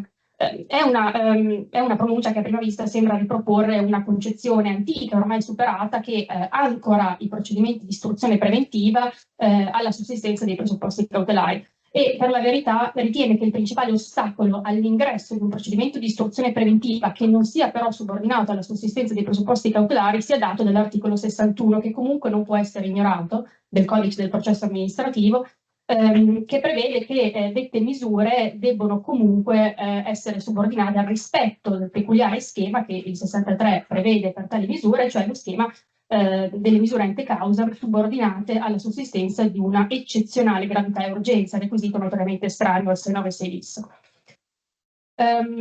Comunque, così sinteticamente ricostruito, il quadro sicuramente problematico della compatibilità della consulenza tecnica preventiva conciliativa, mi sono interrogata sul ruolo che questo istituto può comunque svolgere all'interno del contenzioso che qui si considera. Si tratta di controversie caratterizzate da un'elevata complessità tecnica, quindi il ruolo dell'esperto può essere certamente apprezzato in punto di verifica del rispetto dei criteri ambientali minimi. Tra l'altro, a conferma dell'elevata complessità tecnico-specialistica, il legislatore del Codice dei contratti pubblici ha espressamente disciplinato un rimedio generale di prevenzione del contenzioso in quest'ambito, che è appunto quello del collegio consultivo tecnico. Un organismo appunto consultivo di mediazione che è destinato ad accompagnare l'esecuzione del rapporto contrattuale fra committente e impresa, e il cui tratto distintivo sta proprio nella preparazione degli esperti che lo compongono e nella sua struttura collegiale. Quello della collegialità, fra l'altro, è un tema che induce a riflettere sulla opportunità di eventualmente estendere questa collegialità del parere espresso anche nell'ambito dei procedimenti di consulenza tecnica preventiva conciliativa in materia, posto che collegialità è molto spesso, o dovrebbe comunque essere, segno di maggiore completezza e garanzia della valutazione espressa. E inoltre non mancano precedenti normativi in materia, posto che notoriamente in ambito medico-sanitario il collegio che si esprime appunto in materia è a composizione necessariamente collegiale. Venendo a un altro punto appunto che ho affrontato nell'esame nella mia indagine, è quella delle valutazioni che il consulente può esprimere nell'ambito considerato, nel senso che dette valutazioni scontano dei limiti intrinseci che ci sono dati dalla disciplina positiva, oltre che dalla giurisprudenza che si è occupata di consulenza tecnica preventiva conciliativa. Da una parte l'esperto è tenuto a condurre la propria indagine negli stretti limiti dei quesiti formulati dal giudice, che in buona sostanza ricalcano quelli che sono proposti dalle parti nei loro atti introduttivi, ma altro limite ben importante è quello delle valutazioni di carattere giuridico, nel senso che il consulente poi è tenuto a arrestarsi ad un accertamento di fatto e alla formulazione di giudizi appunto tecnico-fattuali. E in questo contesto credo che il rischio di sconfinamenti in valutazioni di carattere giuridico non sia così remoto, specie se si considera la peculiare natura di questi criteri ambientali minimi. Si tratta infatti di criteri che sono contenuti in fonti normative secondarie, ma che una volta che sono richiamate nella lex specialis, nel bando di gara, confluiscono pressoché automaticamente all'interno del contratto stipulato a valle dell'aggiudicazione, diventando vere e proprie clausole contrattuali. Allora è inevitabile che il consulente nell'indagine del rispetto dei criteri ambientali minimi debba anche porsi nella prospettiva di interpretare le clausole del contratto, che è quello che può accadere ad esempio quando l'accertamento tecnico sia finalizzato a verificare la conformità dei CAN magari di certi materiali adoperati in un intervento di ristrutturazione edilizia, e invece che riguardare più le caratteristiche fisiche e prestazionali del prodotto, riguardi un giudizio di equivalenza fra diversi materiali, che presuppone però molto un'interpretazione della clausola che contiene il criterio ambientale. Altro punto credo interessante è quello del tentativo di conciliazione svolto dal consulente che, come è noto, se dà esito positivo sfocia in un accordo transattivo, e quello della transazione è un tema che in quest'ambito è preso in considerazione dal Codice dei contratti pubblici, laddove si dice che questa può riguardare esclusivamente controversie relative ai diritti soggettivi per evidenti ragioni di indisponibilità delle situazioni sottese, se si facesse questione di interessi legittimi per l'appunto. Credo però che anche laddove si facesse questione di tali diritti, cioè di diritti soggettivi, comunque la disponibilità delle situazioni non sarebbe del tutto piena, perché l'azione amministrativa resta comunque ancorata al perseguimento dell'interesse pubblico e i criteri ambientali minimi perseguono finalità di interesse pubblico. Allora un'eventuale transazione che venisse raggiunta all'esito del tentativo di conciliazione comunque dovrebbe scontare la necessità di non operare rinunce in relazione a tali criteri e rimanere nel perimetro appunto dell'osservanza dei criteri ambientali minimi. Per concludere, credo che detto procedimento di istruzione preventiva sia comunque coerente con i principi espressi dal codice dei contratti pubblici, dal principio del risultato, di buona fede, di tutela dell'affidamento, di autonomia e conservazione dell'equilibrio contrattuale e in particolare con la previsione di strumenti alternativi di risoluzione della lite. E non credo che valga neppure l'obiezione secondo la quale il collegio consultivo tecnico sottrae utilità a questo istituto, posto che si tratta di due istituti profondamente diversi, che possono porsi in rapporto più che di alternatività, di complementarietà, dal momento che il collegio consultivo tecnico opera come un organismo interno alla dinamica contrattuale, accompagna in un'ottica di gestione in itinere del rapporto l'esecuzione del rapporto negoziale. La consulenza tecnica preventiva conciliativa potrebbe intervenire in una fase già patologica del rapporto e per di più naturalmente si svolge nell'ambito di un procedimento giurisdizionale con tutte le garanzie che questo processo naturalmente ha, anche se proteso alla finalità conciliativa. In sostanza, accostare il 696 bis a questa materia richiede sicuramente attente valutazioni di compatibilità, però con tutte le prudenze del caso, credo comunque che tale strumento si ponga nell'ottica di dare effettività alla tutela ambientale, nella misura in cui contribuisce a verificare la rispettanza dei criteri ambientali minimi e quindi, perché no, meccanismo di attuazione della transizione verde nell'ambito degli appalti. E con questo concluso, ringrazio dell'ascolto.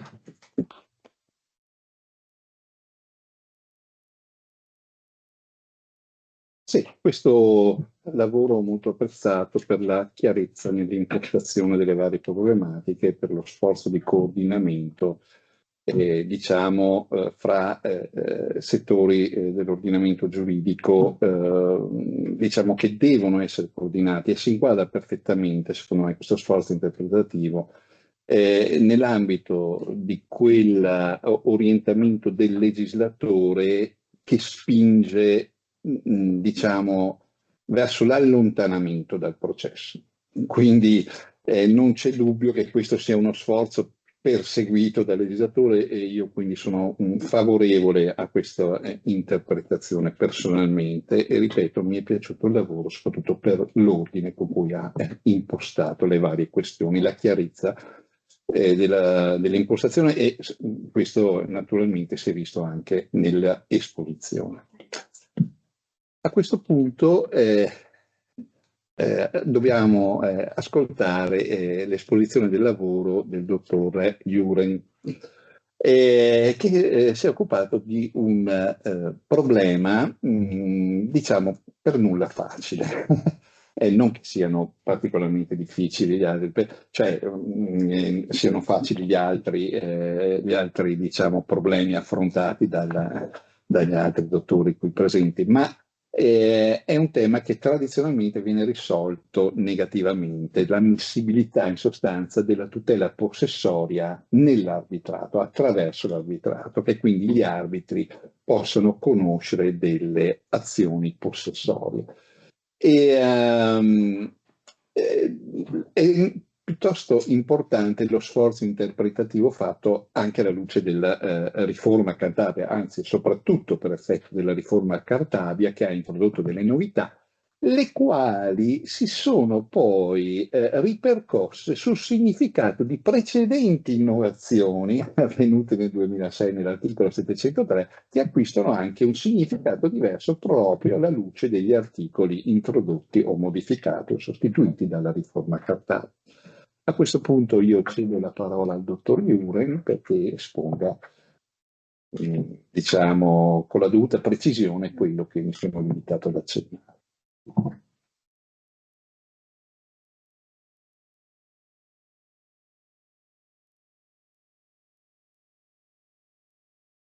Bene, buongiorno a tutti, ringrazio in primo luogo il professore per la precisa introduzione, nonché a tutto il Comitato Tecnico e Scientifico per l'opportunità di essere qui presente.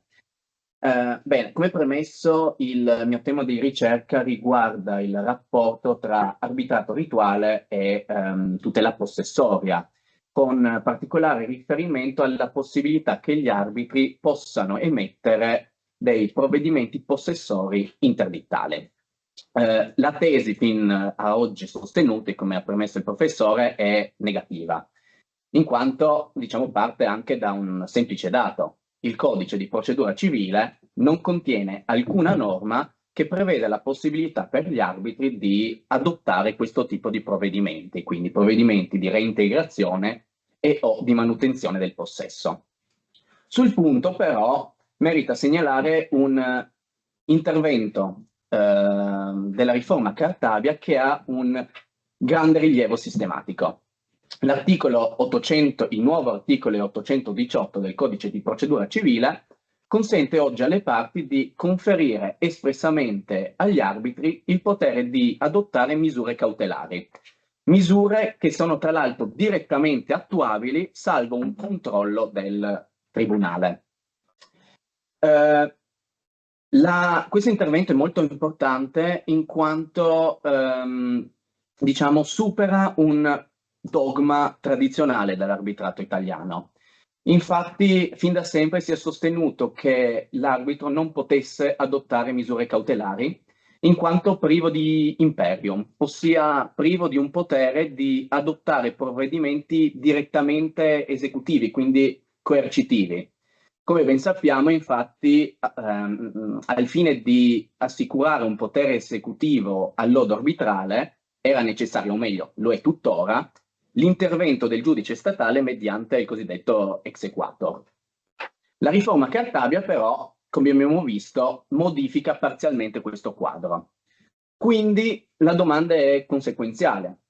Se ad oggi l'arbitro può adottare misure cautelari, ci si può chiedere se può fare lo stesso con dei provvedimenti possessori interdittali. La questione però non è semplice. Infatti, nonostante l'articolo 703 faccia espresso richiamo, quindi nonostante la disciplina possessoria faccia espresso richiamo al procedimento cautelare, la tutela possessoria non ha natura cautelare. Ciò significa che non mira a garantire l'effettività di una futura decisione, mira a dare un'immediata tutela a una situazione di fatto, ma comunque giuridicamente rilevante, ossia il possesso. Quindi, in considerazione della diversa natura dei provvedimenti, l'articolo 818, che disciplina solamente il potere cautelare, non può trovare diretta applicazione per i provvedimenti possessori. Ciò però non esclude che la questione possa essere affrontata con un ragionamento, mediante un ragionamento sistematico. Ragionamento sistematico che non può prescindere da un quesito di fondo, ossia la stessa compromettibilità in arbitrato della materia possessoria, qui intendo la materia di merito. E su questo punto, a mio avviso, la risposta non può essere che positiva. È vero, sì, che il possesso è una situazione di fatto, ma è comunque una situazione giuridicamente rilevante in quanto tale protetta dall'ordinamento. Potrebbe sì essere più delicata la questione della portata della convenzione arbitrale. Facciamo l'esempio di un contratto di compravendita con una clausola compromissoria ed una successiva controversia relativa al possesso del bene consegnato o da consegnare. La questione è delicata, dicevo, perché la tutela possessoria non ha natura contrattuale, ha natura fattuale. Parte della dottrina, però, per quanto riguarda questo aspetto, valorizza gli articoli 808 bis e quater. Il primo consente l'arbitrato anche riguardo a controversie non contrattuali. Il secondo, invece, prevede che laddove vi siano dubbi interpretativi, la clausola compromissoria vada interpretata in modo estensivo. Il riconoscimento, però, della possibilità di compromettibilità della tutela della materia possessoria in arbitrato non attribuisce automaticamente agli arbitri il potere interdittale. Potere interdittale che è, diciamo, frutto della disciplina codicistica all'articolo 703. Infatti l'articolo 703 del Codice di procedura civile costruisce il procedimento possessorio come un procedimento sì unitario, ma articolato in due momenti. Vi è un primo momento a cognizione semplificata, sommaria, volta all'emanazione del provvedimento di reintegrazione o di manutenzione, e una successiva fase di merito solamente eventuale, laddove una delle parti ne chiede la prosecuzione. E qui, secondo me, il dato testuale è significativo, in quanto il legislatore utilizza il termine proseguire, non utilizza il termine iniziare o instaurare, come invece accade nel procedimento cautelare. Ne deriva che la fase interdittale e la fase di merito non sono due giudizi distinti, sono due segmenti di un medesimo procedimento unitario. E da qui quindi nasce il mio interrogativo. Se la materia possessoria, come abbiamo visto prima, è possibile devolverla all'arbitrato, cosa accade con la fase interdittale? Questa resta, o meglio, può restare al giudice statale o può essere conferita anch'essa agli arbitri? La tesi che qui voglio sostenere è essenzialmente questa. Gli arbitri possono sì emettere dei provvedimenti possessori interdittali, ma in applicazione dell'articolo 818 ciò può accadere solamente se le parti gli conferiscono questo potere in modo espresso. Questa tesi, secondo me, trova un primo argomento in forza su un sistema di richiami normativi. Vi è l'articolo 703 che, come abbiamo già detto, richiama il procedimento cautelare, e quindi gli articoli 669 bis e seguenti. Tra questi vi è il 669 quinquies, che dopo la riforma Cartabia rinvia all'articolo 818. Quindi un collegamento tra 818 e 703 effettivamente vi è. Un secondo argomento, secondo me, è tratto direttamente da questa unitarietà del procedimento possessorio. Se come abbiamo visto la fase interdittale e la fase di merito appartengono ad un procedimento unitario, sarebbe poco coerente attribuire la prima al giudice statale e la seconda all'arbitro. Infatti, una simile scissione rischierebbe di, da una parte, alterare la struttura stessa dell'articolo 703, però dall'altra parte, e forse anche in modo più rilevante, rischierebbe di ridurre sensibilmente la stessa effettività della convenzione arbitrale. Si immagini, ad esempio, che le parti abbiano deciso di attribuire agli arbitri una controversia sul possesso di un bene. Se però, in caso di spoglio, una delle parti potesse ottenere la reintegrazione direttamente dal giudice statale e poi nessuna delle parti, diciamo, si premurasse di proseguire, anche se in realtà qui non è una prosecuzione, è l'iniziazione del stesso giudizio arbitrale, ma mettiamo caso che questo non avvenga, tutta la tutela possessoria, nonostante una convenzione arbitrale, resterebbe concentrata davanti al giudice statale, quindi l'arbitrato verrebbe meno proprio nel momento più rilevante. La soluzione quindi che ho adottato è, diciamo, intermedia. Da una parte, ripeto, l'attribuzione all'arbitro della materia possessoria non attribuisce direttamente il potere interdittale allo stesso, ma è necessaria un conferimento espresso.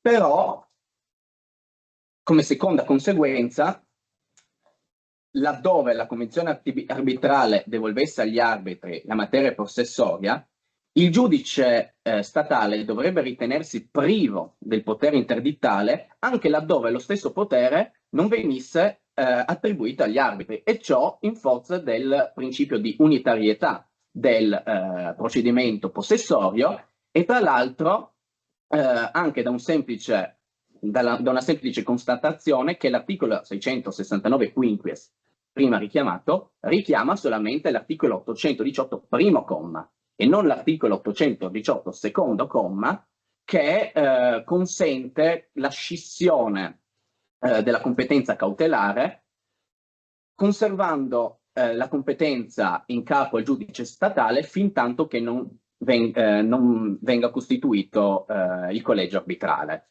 potendo tra l'altro constatare anche un'incompatibilità dell'articolo 818 secondo comma anche e nuovamente con l'unitarietà del procedimento possessorio. Infine, l'ultima questione, forse quella più delicata, riguarda la possibilità di emettere un provvedimento inaudita altera parte. Diciamo quello previsto dall'articolo 669 sexies secondo comma. E qui, diciamo, vi è un'ulteriore, secondo me, problematica, perché abbiamo detto che il provvedimento possessorio non ha natura cautelare, però un decreto inaudita altera parte viene tipicamente emanato laddove vi sia una esigenza, un'urgenza tale da dover intervenire subito senza poter attendere l'instaurazione del contraddittorio. E ciò tra l'altro è pacificamente ammesso anche nel provvedimento possessorio, quindi vi è già una problematicità che mal si concilia con la stessa natura del provvedimento possessorio, però ciò è tipicamente ammesso davanti al giudice statale, salvo ovviamente poi confermare, modificare o revocare detto provvedimento all'udienza successiva instaurato il contraddittorio.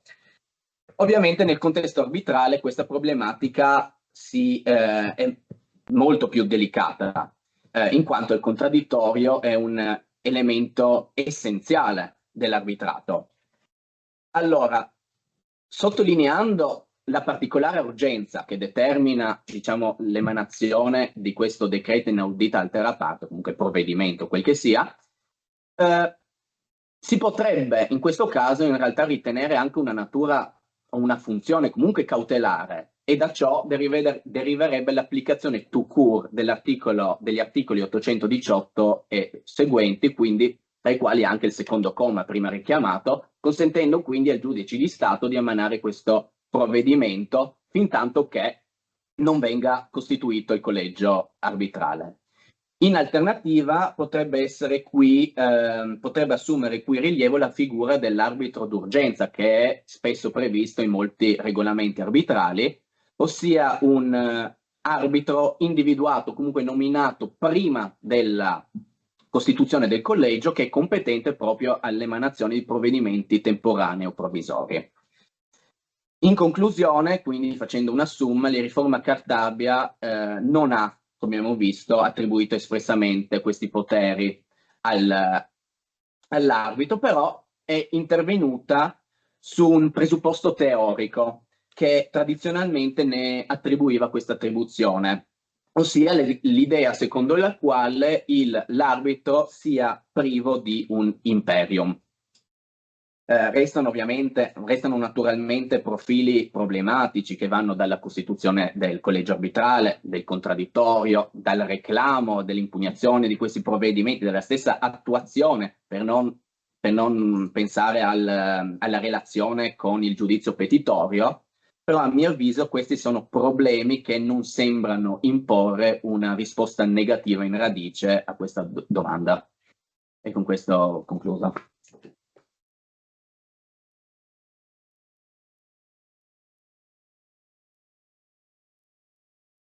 Il lavoro del dottor Jung mi ha impressionato favorevolmente per lo sforzo sistematico di vedere un problema e per esaminarlo nei suoi vari punti. Certo, ci sono molti punti critici che un interprete potrebbe liquidare aderendo all'opinione tradizionale.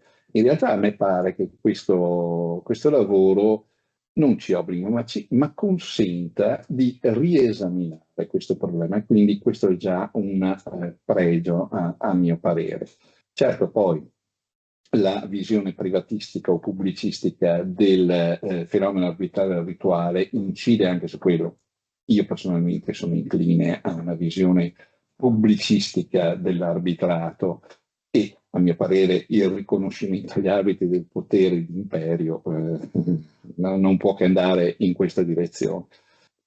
Per osare si potrebbe anche cercare, non so se sono d'accordo i civilisti qui presenti, ma anche di sostenere che in fondo il possesso può essere configurato anche come situazione giuridica soggettiva, sia pure di natura sostanziale e provvisoria. Esistono anche, è stato sostenuto, situazioni giuridiche soggettive create nel processo che hanno ugualmente, quindi di natura processuale, ex articolo 700, che hanno natura provvisoria, ma se uno deve usare, in fondo, no, potrebbe anche sbilanciarsi. A me non dispiace questa concezione, che peraltro è nettamente minoritaria e quindi bisogna essere prudenti, però sicuramente è apprezzabile aver affrontato un problema sotto un profilo sistematico nuovo.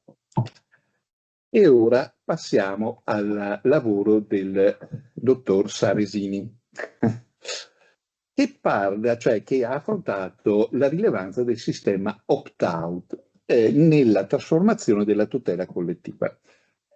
Quando si parla di sistema opt-in e opt-out, a me viene naturale pensare all'azione di classe prevista dal codice del consumo e quando è stata introdotta c'erano delle speranze, diciamo, nell'area dei consumatori che sono rimaste deluse e c'è stato un notevole sollievo dell'area produttiva, perché l'azione di classe è piuttosto temuta nell'area produttiva. È stata riformata poi questa azione di classe, ma in realtà sicuramente un punto centrale in generale con riferimento alla tutela collettiva, non solo con riferimento all'azione di classe per cui al codice del consumo, riguarda il sistema opt-in e opt-out. E quindi adesso ascoltiamo l'esposizione del suo lavoro da parte del dottor Saresini. Allora, buongiorno a tutti, anche io mi accodo ai ringraziamenti al professore per la sua introduzione e a tutto il comitato, quindi i miei colleghi dottorandi, i professori che hanno permesso l'organizzazione di questa così ricca conferenza. Il mio intervento ha il titolo Il sistema opt-out e la trasformazione collettiva, ma prima di entrare nel merito dell'argomento opt-out, opt-in, ci terrei a fare una breve premessa su quali sono le fasi procedimentali dell'azione di classe al fine di darvi contezza di cosa effettivamente stiamo parlando. Infatti, con la legge 244 del 2007, cosiddetta legge finanziaria del 2008, è stato introdotto nel nostro ordinamento l'istituto dell'azione di classe, il cui procedimento oggi, così come riformato dalla legge 31 del 2019, è disciplinato interamente nel codice di procedura civile, precisamente agli articoli 840 bis e seguenti. Esso può essere suddiviso agilmente in 3 fasi. La prima fase inizia con ricorso davanti alle sezioni specializzate in materia di impresa del tribunale del luogo ove ha sede l'impresa resistente e termina con l'ordinanza con la quale il giudice dichiara ammissibile o inammissibile l'azione. La seconda fase inizia proprio da questa ordinanza, che nel nostro caso quindi diamo atto che sia di ammissibilità, e giunge alla sentenza con la quale il giudice accoglie o non accoglie l'azione di classe. In questo frangente, ripeto, sempre nell'ottica in cui l'azione venga accolta, quindi poi la sentenza sia positiva, il giudice ha una serie di compiti elencati dal codice di procedura civile, tra cui ad esempio, ve ne cito alcuni, pronunciarsi sulla responsabilità del convenuto, definire i caratteri di diritti individuali omogenei, stabilire la documentazione che deve essere prodotta per dare prova della titolarità di questi diritti, dichiarare ovviamente aperta la procedura di adesione fissandone un termine, e nominare il giudice delegato, nominare il rappresentante comune degli aderenti e, ove necessario, determinare anche l'importo da versare a titolo di fondo spese che ogni aderente dovrà versare nei confronti della procedura. Con la sentenza di accoglimento inizia quindi la terza e ultima fase dell'azione di classe, che prevede la possibilità per chi ancora non abbia già aderito il termine precedentemente fissato possa aderire ora con le modalità descritte dall'articolo 840 septies del codice di procedura civile, cioè una procedura semplificata con un inserimento della domanda nel fascicolo telematico tramite un'apposita area del portale dei servizi telematici, tra l'altro senza neanche la necessità di una difesa tramite avvocato. L'aderente con una precisazione, ovvero che l'aderente non assume la qualità di parte in senso processuale. Al più si può definire che l'aderente ha la qualità di parte in senso sostanziale, nel senso che riceverà gli effetti dell'eventuale giudicato, ma in senso processuale non ha questa titolarità. Sempre in questa fase Viene poi definito e accertato il diritto di ciascun aderente, il quale potrà essere soddisfatto nelle modalità dell'esecuzione forzata collettiva descritta dall'articolo 840 terdecies del Codice di procedura civile. Da come emerge da questa analisi rapida, ma spero altrettanto chiara, della disciplina processuale delle azioni di classe, il legislatore italiano ha optato per un modello opt-in, differentemente ad esempio dal modello statunitense che è opt-out. In tale configurazione gli effetti della decisione si estendono solo ed esclusivamente a quei soggetti che abbiano espressamente manifestato la loro intenzione, la loro adesione all'azione collettiva.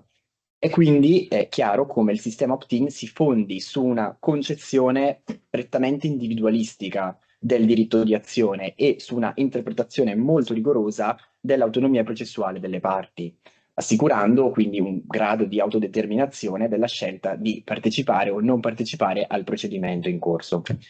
Tale sistema garantisce al singolo la facoltà, diciamo il diritto a non vedersi coinvolto in un giudizio senza, o meglio, con la necessità di doversi eventualmente attivare per tirarsene fuori e magari per sue esigenze personali preferire un giudizio singolo, quindi agire individualmente verso la medesima impresa resistente. Al contrario, il modello opt-out, che è il modello per cui si caratterizza, come dicevo prima, la legislazione statunitense in materia di azione di classe, si caratterizza per l'inclusione automatica di tutti i soggetti appartenenti alla classe nell'ambito dell'azione collettiva, salvo che essi manifestino espressamente la volontà di esserne esclusi. Parte della dottrina, in contrasto con chi afferma o affermava in realtà che il modello opt-in sia l'unico in grado di assicurare al singolo componente della classe di disporre in via esclusiva del suo diritto costituzionalmente garantito di agire in giudizio, ha sostenuto come tale meccanismo, cioè il meccanismo dell'opt-out, non sarebbe incompatibile con i principi fondamentali del nostro ordinamento previsti ad esempio dall'articolo 24, 41 e 42 della Costituzione. In particolare, la preventiva verifica giudiziale della idoneità del soggetto proponente a rappresentare la classe, nonché le adeguate forme di pubblicità dell'azione di classe che oggi privilegiano la modalità di pubblicità presso il sito e tramite siti internet, sarebbero quindi strumenti sufficienti a garantire il rispetto del contraddittorio nei confronti di tutti i membri della classe, diventando quindi compatibili con il nostro cosiddetto ordine pubblico. Emergono quindi quali sono i limiti dell'opt-in e i vantaggi del modello opt-out. L'impostazione del modello opt-in infatti evidenzia cosa? Evidenzia limiti significativi sul piano dell'effettività della tutela. In particolar modo si pensi al caso in cui i danni individuali del singolo appartenente alla classe siano di modesta entità e in questo caso la necessità di un'adesione espressa potrebbe tradursi in un basso livello di partecipazione della classe, con la conseguenza chiaramente di ridurre quell'impatto compensativo e soprattutto la funzione deterrente dell'azione di classe verso i presi responsabili, verso tutti i soggetti responsabili. Peraltro, anche con riferimento al modello opt-in, la dottrina si è spinta a criticarne la compatibilità con i principi fondamentali del nostro ordinamento, in particolar modo sollevando perplessità derivanti dal fatto che, ammettendo l'adesione di un soggetto, di una parte, dell'appartenente alla classe, dopo la sentenza di accoglimento, il principio di parità delle armi può essere messo a repentaglio, considerato che si consente ad un soggetto di giovarsi di un giudicato solo se questo gli è favorevole, senza nemmeno aver partecipato a un processo e aver rischiato la soccombenza. Al contrario, a mio avviso e di parte della dottrina a cui mi sono riferito, il sistema opt-out appare idoneo ad ampliare in modo significativo la portata soggettiva del giudicato all'interno delle azioni di classe, rafforzando quindi sia la tutela compensativa sia la funzione deterrente dello strumento collettivo in generale. Esso quindi agevola una plurisoggettività all'interno del processo nelle azioni di classe e contrasta la cosiddetta rational apathy, l'apatia di magari appunto molti consumatori e utenti che ricevono un danno molto piccolo e quindi non sarebbero spronati ad agire. Si assicura quindi la massima composizione del gruppo di consumatori o appartenenti alla classe danneggiati dalla condotta del convenuto. Solo nell'ipotesi in cui i portatori di soggetti isomorfi riescano a essere raggruppati all'interno di una classe in una quantità considerevole, è quindi possibile porre rimedio e riparare a tutte quelle conseguenze pregiudizievoli dal comportamento derivanti dal comportamento dell'impresa convenuta. Il legislatore italiano, tra l'altro, sembra aver recepito parte di queste problematiche, parte di queste osservazioni all'interno della disciplina delle azioni rappresentative, disciplinate interamente nel Codice del Consumo, introdotte col decreto legislativo 28 del 2023, a seguito del recepimento della direttiva UE 1828 del 2020. La direttiva in generale lascia facoltà ai singoli Stati membri di optare per il modello opt-in, per il modello opt-out, ovvero di una combinazione di entrambi. In questo contesto, seppur all'interno del codice del consumo, all'interno del nostro codice del consumo, non si rinviene una norma che esplicitamente opti per un sistema piuttosto che per un altro, l'articolo 147, comma 1, stabilisce che la legittimazione attiva è riconosciuta agli enti legittimati, individuati dall'articolo 140 quater, i quali possono agire senza necessità di uno specifico mandato conferito dai consumatori interessati. Vi ho letto testualmente la norma per essere preciso al massimo. È quindi chiaro come dalla lettura di questa norma la dottrina abbia individuato un passaggio dal meccanismo dell'opt-in al meccanismo dell'opt-out, considerato che appunto gli enti possono agire ma non necessitano di un mandato da parte dei singoli consumatori interessati. È quindi possibile affermare come anche il legislatore pare abbia compreso che il progressivo passaggio dal modello opt-in al modello opt-out nella tutela collettiva e quindi in generale nel diritto processuale contemporaneo rappresenti quindi una transizione necessaria che sia in grado di rispondere a quelle sfide poste dal mondo odierno relativo ad esempio a mercati globalizzati, asimmetrie informative, nonché dimensione seriale dei danni. Alla mia teoria ho voluto portare due favor che vi porto come momento conclusivo del mio intervento, facendo riferimento innanzitutto al fatto che con la riforma del 2019 sulle azioni di classe, la 31-2019 che ho citato all'inizio come introduzione del mio intervento, lo stesso legislatore ha trasferito l'azione di classe dal codice del consumo al codice del processo civile, di fatto ampliando la legittimazione attiva che non è più limitata alla qualifica, alla possessione della qualifica di consumatore, ma ora qualsiasi aderente alla classe che presenti una lesione dei suoi diritti individuali omogenei può adire il tribunale e appunto essere promotore di un'azione di classe. Un secondo favor deriva dalla giurisprudenza. Ho rinvenuto in una sentenza del Tribunale di Milano del 25 ottobre 2018 che è stata investita della necessità di delibare una sentenza statunitense circa un'approvazione di un accordo transattivo in un'azione di classe appunto avuta negli Stati Uniti. In questa sentenza, all'interno della motivazione, è possibile apprendere come la stessa giurisprudenza abbia affermato come la delibazione sia possibile, considerato che la presenza del modello opt-out in un altro paese non reca nessun tipo di, e comunque sarebbe quindi ammessa anche nel nostro ordinamento, in quanto non reca nessun problema, nessun limite con il principio di ordine pubblico del nostro ordinamento, purché vengano rispettati quei minimo di garanzie del diritto di difesa che la nostra Costituzione garantisce. E con questo ho concluso anche io il mio intervento.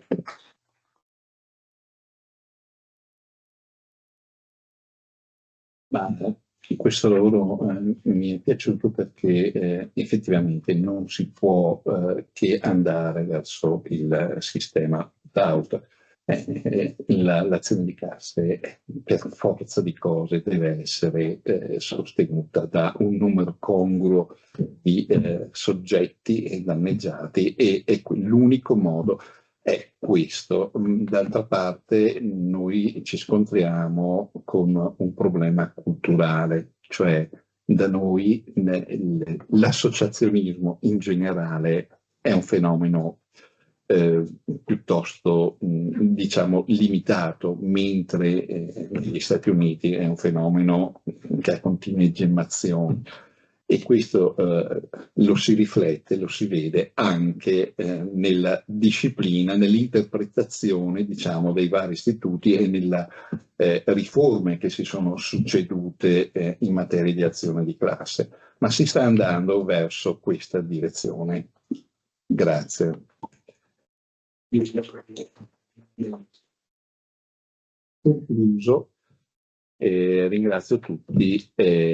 Direi che dobbiamo cedere ora la parola. Statistica perfetta, complimenti. Grazie.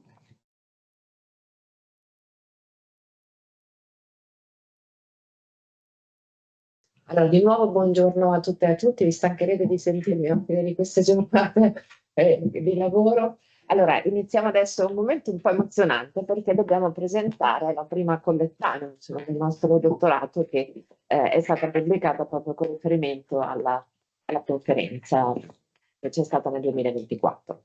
Allora, per me, come direttrice del Dipartimento, è un piacere presentare oggi questa pubblicazione che, come sapete, è stata curata dalla professoressa Brollo, che è la coordinatrice del dottorato, con il coordinamento dei dottori Leonardo e Luca Pastore, che è alla mia destra, e Cristian Turissi, che è alla mia sinistra, che è il volto, tra l'altro, del nostro dottorato.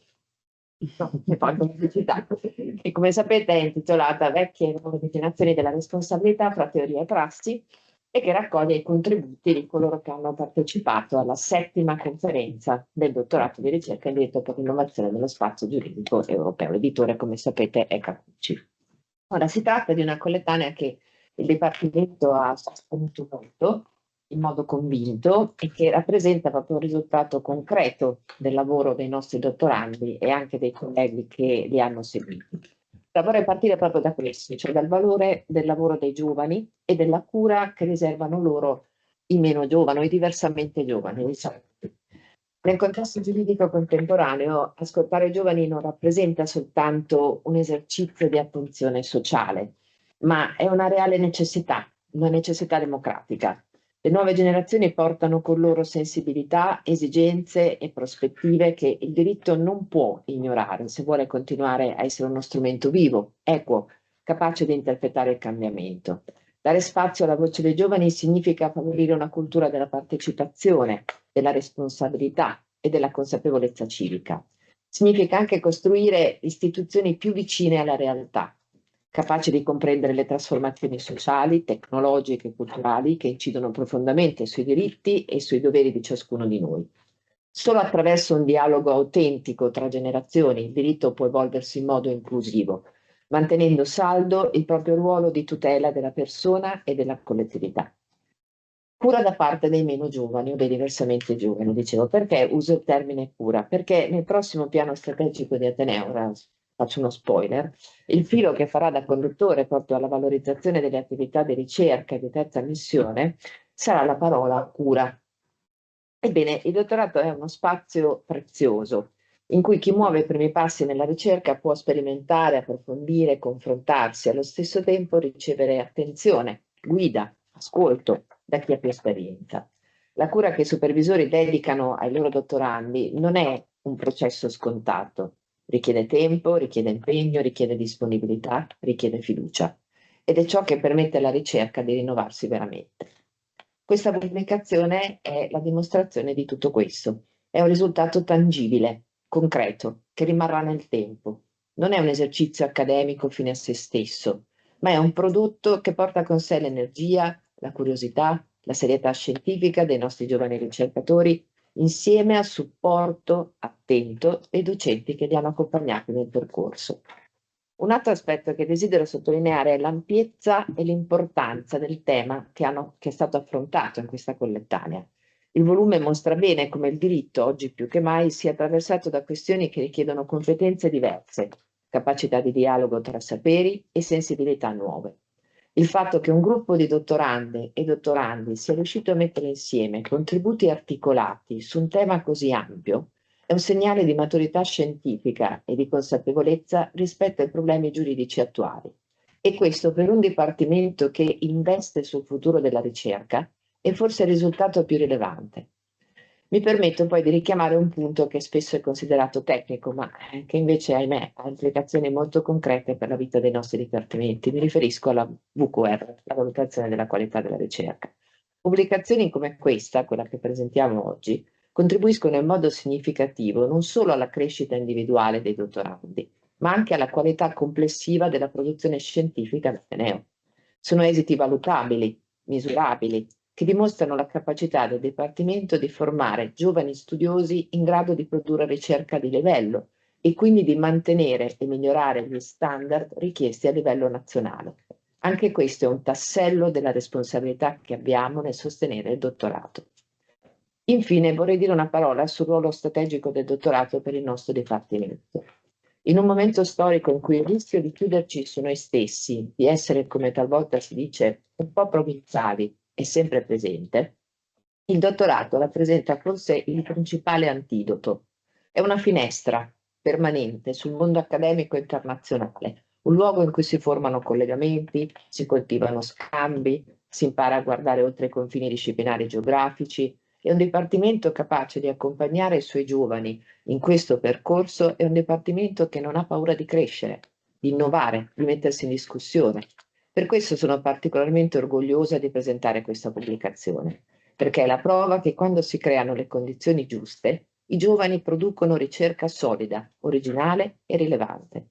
Ed è la prova che il lavoro condiviso, tra generazioni e tra prospettive, porta risultati che vanno ben oltre le singole pagine del volume. Condivido con voi una cosa che è emersa ieri sera a cena. Chi mi conosce sa, qui c'è anche l'amica Raffaella Pasquini che mi conosce da una vita, abbiamo iniziato insieme, quindi. E anche questa è una cosa molto bella, no? Delle esperienze che si fanno poi nel dottorato, che si creano anche dei legami di amicizia che durano tutta la vita, che sono molto importanti. Chi mi conosce sa che io sono un po' schiva, difficilmente condivido cose personali, sembra un po' un orso, un po' lo sono sincera. Però vi racconto una cosa che è successa ieri che mi ha fatto molto piacere. Ieri sera ero a cena con la nostra squadra di debate nel Dipartimento di Scienze Giuridiche, li abbiamo festeggiati, anche se sono arrivati in secondo, anzi proprio perché sono arrivati in secondi erano un po' demoralizzati appena. E quindi abbiamo fatto questa cena un po' per ammorbidire, ecco, questo risultato.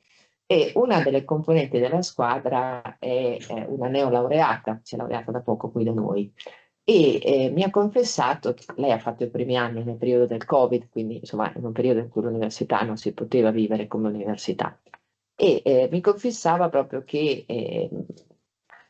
in questi giorni provava una sorta di malinconia, prova un po' di malinconia perché dice mi sarebbe piaciuto frequentare adesso il corso di giurisprudenza perché percepisce che qualcosa è cambiato, che c'è un cambio di marcia. Ecco, io credo che nel nostro dottorato, da quando abbiamo eletto la professoressa Brollo, la nostra nuova coordinatrice, il cambio di marcia si sia avvertito molto forte. Ed è una cosa molto bella, tant'è vero che questa ragazza sta valutando di presentare domanda adesso nel bando che è stato pubblicato con riferimento al nostro dottorato. Questa pubblicazione io credo che sia proprio un esempio tangibile di questo cambio di marcia, cioè di un'attenzione che c'è nei confronti dei giovani, di un impegno anche proprio a dare un segnale concreto di quello che fanno. Perciò io non posso che ringraziare tutti, le autrici, gli autori, i colleghi che li hanno guidati, la professoressa Brollo che li ha seguiti in tutto questo percorso proprio di preparazione di questo volume e ovviamente auguro a questo lavoro la diffusione e l'attenzione che merita e vi ringrazio. Mi grazie. Amen.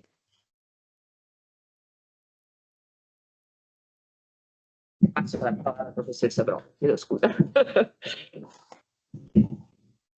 Grazie direttrice e ovviamente le cose ben fatte trovano a monte dei rapporti forti, delle convinzioni comuni e quindi sono anch'io molto soddisfatta, orgogliosa, lieta di presentare questo volume, cioè amo la carta e quindi avere in mano un volume così fa sempre piacere, soprattutto anche perché mi piacciono i colori, questi mi paiono molto azzeccati e possono rimanere come format nel tempo per questa che auspico possa diventare una collana del nostro dipartimento. E quindi ringrazio la direttrice che ha subito creduto in questo progetto, ringrazio tutte le persone che ha menzionato lei, mi permetto soltanto di aggiungere la madre del nostro dottorato, la professoressa Laura Montanari, certo, che domani chiuderà i lavori di questa conferenza. Per me il dottorato è una cosa molto cara perché è quella fase di studio, di ricerca che mi ha dato l'opportunità di capire che cosa volevo fare nella mia vita. Ho fatto uno dei primi cicli del dottorato, il terzo ciclo, e oggi, quando appunto mi sono trovata nella circostanza, diciamo, di dover accettare il coordinamento del dottorato, ho fatto questa riflessione. È giusto perché devo restituire ai giovani quello che ho avuto io a mia volta. E quindi lo faccio con lo spirito di restituzione delle opportunità che ho avuto. Allora, questa breve presentazione, piccolo bilancio consuntivo e piccolo bilancio preventivo. Allora, consuntivo ha detto bene la direttrice.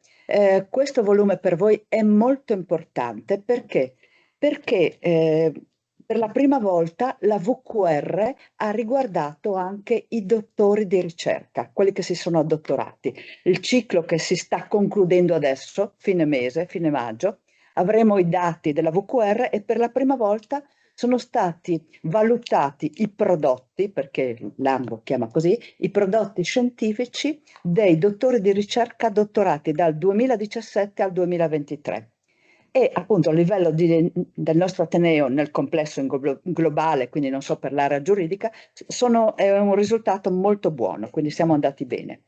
La prossima VQR dovrebbe riguardare gli anni 25, quindi questo entra, dal 25 al 29 e udite udite ne parleremo dal 2030 in poi, quindi quando proprio si starà chiudendo questo percorso di dottorato interateneo. Quindi focalizzate, memorizzate l'importanza di questa vostra pubblicazione perché più avanti, nel 2030, vi chiederemo di dare l'ok per poterla inserire nei prodotti da valutare ai fini della VQR. Nella divisione dei compiti i nostri valorosi e validi coordinatori si occuperanno di presentare la struttura del volume e i suoi contenuti. Io invece mi riservo di fare piccole riflessioni sul bilancio preventivo. Che cosa possiamo fare da qui in poi? Beh, innanzitutto votare i vostri rappresentanti, quindi vi ricordo che fino all'1 avete tempo per votare, visto che abbiamo avuto la, diciamo così, volontaria disponibilità, ma molto volonterosa, dei dottori Gioia Codognotto e Francesco Maria D'Angelo, che ringrazio tantissimo e che mi raccomando sosteneteli con tutto il vostro appoggio. E poi, visto che appunto questi prodotti della ricerca andranno a finire nella VQR del futuro, ricordo come un momento importante la presentazione che faremo il 26 maggio sui criteri di valutazione della ricerca in ambito giuridico. Quindi per fornirvi delle coordinate su quali sono i prodotti importanti, che cosa bisogna ragionare, quando bisogna pubblicare, per avere dei prodotti che siano utili e importanti ai fini della VQR. Ad esempio conta molto la casa editrice e la Cacucci è una casa editrice seria, conosciuta, che ha una grande diffusione, quindi bisogna fare tutta una serie di ragionamenti, quali riviste, quali editori, eccetera. E poi per il futuro abbiamo già in cantiere il volume numero 2, quindi batteremo cassa anche su questo. Abbiamo risparmiato.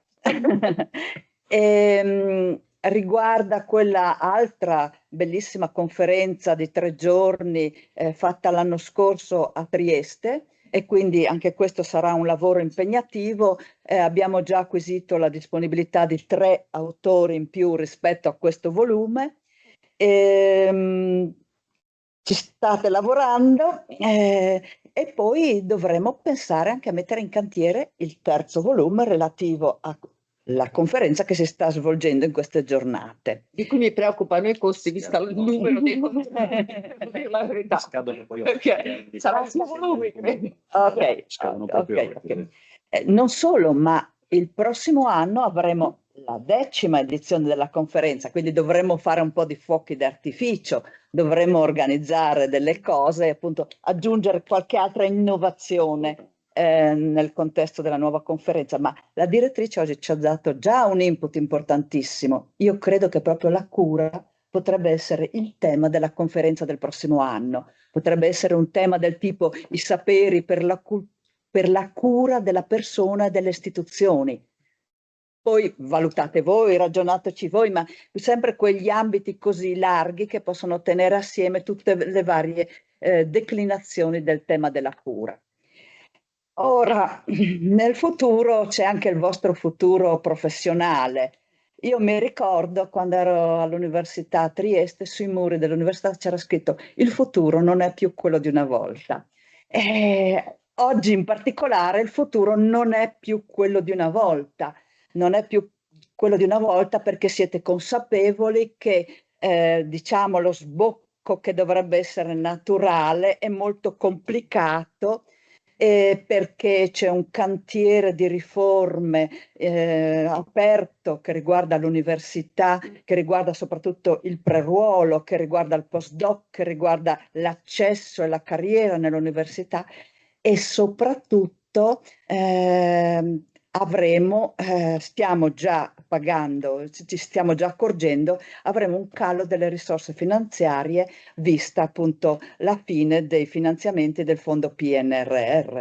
Anzi, voglio dire, voi siete stati molto fortunati perché avete beccato la fase crescente del dottorato, cioè siete stati nella fase del dottorato milionario con i fondi del PNRR, quindi molto fortunati.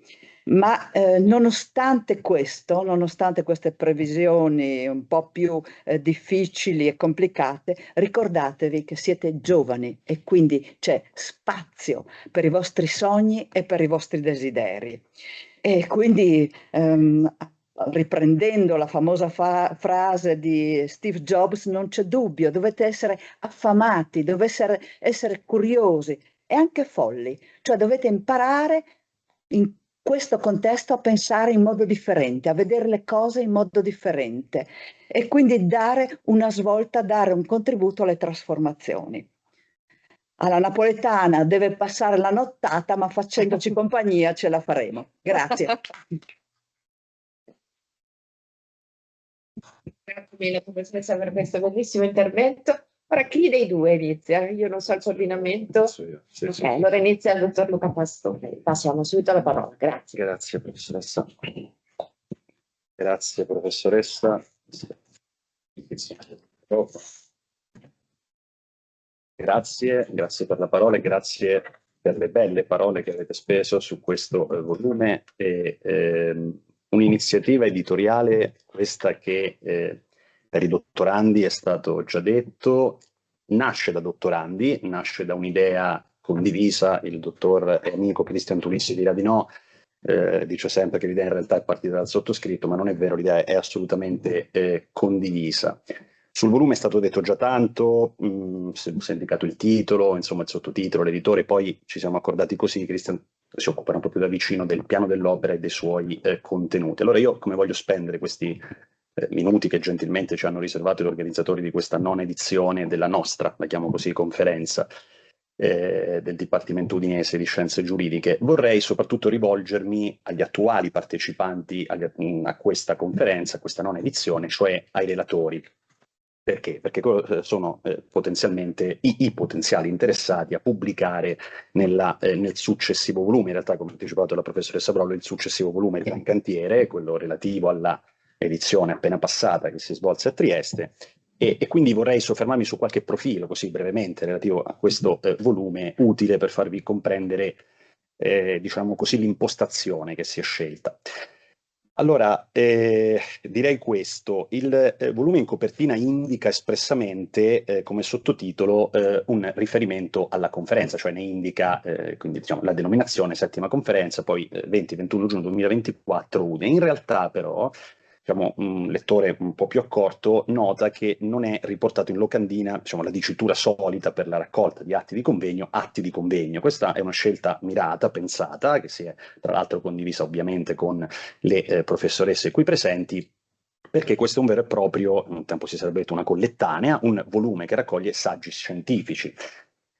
Questo perché? Perché chi si occupa di criteri di valutazione della ricerca lo sa molto bene, a livello curriculare ma più ampiamente, altro è una raccolta di atti di convegno, altro è un saggio scientifico, e quindi nella diciamo, burocratica valutazione della ricerca contano anche queste cose, piaccia o meno, questa è la realtà. E allora quindi questa impostazione ha portato con sé due ricadute immediate. La prima è che non abbiamo accettato, ci è capitato, abbiamo chiesto di integrare, non abbiamo accettato relazioni scritte nero su bianco, quelle che poi solitamente, diciamo, senza apparato di note vanno a finire, perché magari il professore è un professore importante, il convegno è un convegno importante, si fa una raccolta di atti, ma solitamente sono sguarnite di apparato di note. Diciamo, uno dei primi standard della ricerca scientifica è quello di corredare il testo di un apparato di note, possibilmente anche abbastanza strutturato. Secondo versante è quello, naturalmente, inutile dirlo in questa sede, della revisione scientifica. Qui si è posto il problema seguente: siccome il volume è un volume, diciamo, monotematico, ruota attorno a un tema centrale che è quello della responsabilità, però è un volume multidisciplinare. I settori scientifico-disciplinari, poi si soffermerà l'amico Christian un po' più da vicino su questo punto, sono veramente tantissimi, si va dal diritto commerciale al diritto romano, dal diritto processuale civile al diritto penale. C'è dentro, ci sono dentro molti settori scientifico-disciplinari, e quindi che cosa si è scelto di fare? Il dottorando che decide di partecipare si impegna a sottoporre al proprio supervisore lo scritto anzitutto, dopodiché lo scritto viene inviato a me e al dottor Tulissi per un controllo formale, perché diciamo, il nostro titolo permette solo questo, e controlliamo la rispondenza alle norme redazionali, e poi un ultimo controllo di merito, diciamo così, sommario e placet finale dato dalla professoressa Brollo, che cura l'opera, e poi si va in stampa. Questo, diciamo, sono le due ricadute, quindi si tratta di un vero e proprio volume che raccoglie saggi scientifici. Perché come nasce l'idea? Per questo, diciamo, io sono in realtà, devo essere riconoscente verso l'Università degli Studi di Sassari, perché l'idea di un volume, diciamo, di una collettanea periodica per dottorandi nasce in realtà così. Io, tra le altre cose, all'Università degli Studi di Trieste aggiorno ogni tanto il patrimonio librario nella mia materia, mi occupo, come molti di voi sanno, di diritto processuale civile. Allora bazzicavo nei vari siti. A un certo punto capito nel sito Giappichelli con un banner pubblicitario enorme che riporta quaderni del dottorato in scienze giuridiche dell'Università di Sassari, una cosa che non avevo mai minimamente pensato, e mi fece pensare: però vedete, un dipartimento può avere una collana non solo come quelle, diciamo, che più o meno tutti i dipartimenti hanno, che raccolgono solitamente perché da loro finanziati, cioè dai dipartimenti, le monografie concorsuali, ma può esserci anche una collana che ospiti lavori dottorali stabilmente. Solo che ho trattenuto, diciamo, l'idea presso di me per la semplice ragione che, essendomi fatto ormai un'idea dell'università, diciamo, minima, portare all'attenzione del collegio docente un'idea di questo tipo avrebbe destinato, probabilmente, non per causa del collegio ovviamente, l'idea, diciamo, si sarebbe arenata, perché sarebbero sorti un sacco di problemi: chi cura l'opera, chi sceglie il tema, chi finanzia l'opera, no? E allora da lì cominciai a parlarne con Christian, e venne fuori con Christian questa idea, cioè di collegarla strutturalmente alla conferenza, ma garantire una certa autonomia, cioè non, diciamo così, rimanere sul piano della raccolta di atti a convegno. Collegarla strutturalmente alla conferenza ci ha garantito anzitutto la periodicità, che si sarebbe collegata alla periodicità della conferenza, che ha oramai tutta una serie di automatismi organizzativi alle spalle, tra l'altro, che di riflesso interessano anche il volume e che facilitano la sua pubblicazione, e soprattutto ci avrebbe garantito il finanziamento, perché quel ragionamento che si fece un po', diciamo, a fortiori causa: se noi, tra le altre cose, devono sapere, soprattutto coloro che non afferiscono al dipartimento udinese, tra le altre cose belle e molto utili che mette a disposizione questo dipartimento, cioè il cosiddetto budget dottorandi. Sono più o meno 3.000 euro all'anno, se non ricordo male, si finanziano tendenzialmente attività didattiche, lezioni trasversali, mi ricordo anche una parte del corso di public speaking venne molto utile, tra l'altro vi consiglio di frequentarlo per i più giovani, lo dico. E allora si disse: se una parte di questo denaro viene utilizzata per pagare i coffee break delle conferenze, a fortiori il Dipartimento ci concederà i soldi per pubblicare, no? Diciamo, un volume che raccolga i saggi attorno ai temi trattati durante la conferenza. Questo fu, diciamo, l'escamotage e così nasce l'opera. Prima di dare diciamo così, di passare, no?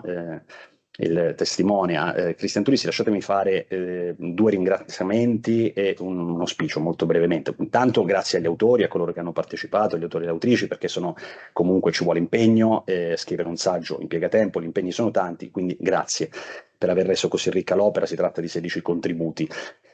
E poi un grazie alla professoressa Brollo e alla professoressa Bolognini, perché le idee, valide o meno che esse siano, hanno bisogno di una fase attuativa, e se non avessimo avuto, penso di poter parlare a nome anche dell'amico Cristian Tulissi, la loro partecipazione attiva e anzitutto, permettetemi di dire, il loro entusiasmo, che probabilmente è stato anche maggiore del nostro.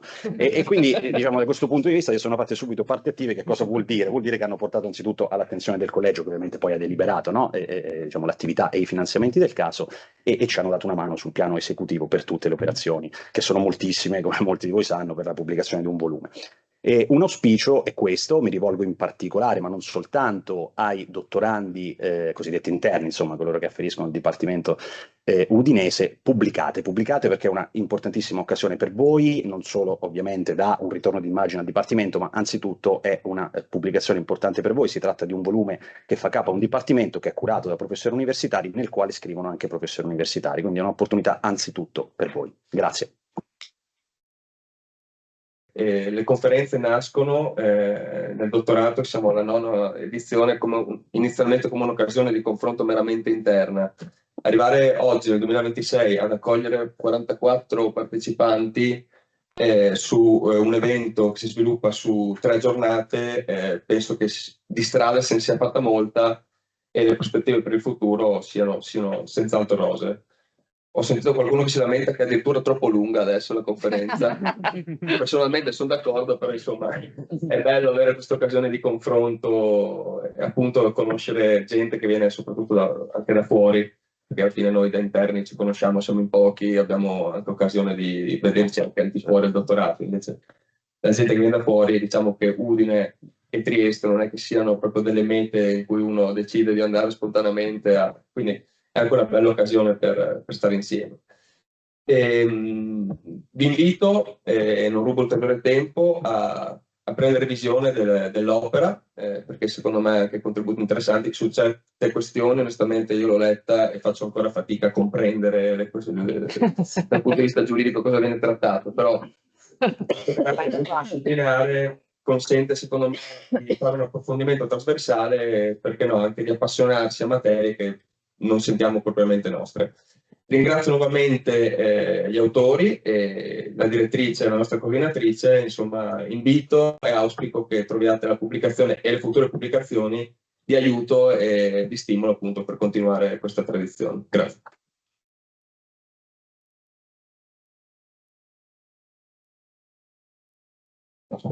Grazie a tutti, direi che abbiamo concluso anche questa sessione. Ora leggo sulla locandina a pranzo. I lavori continuano nel pomeriggio. È una maratona. Grazie a tutti e a tutti.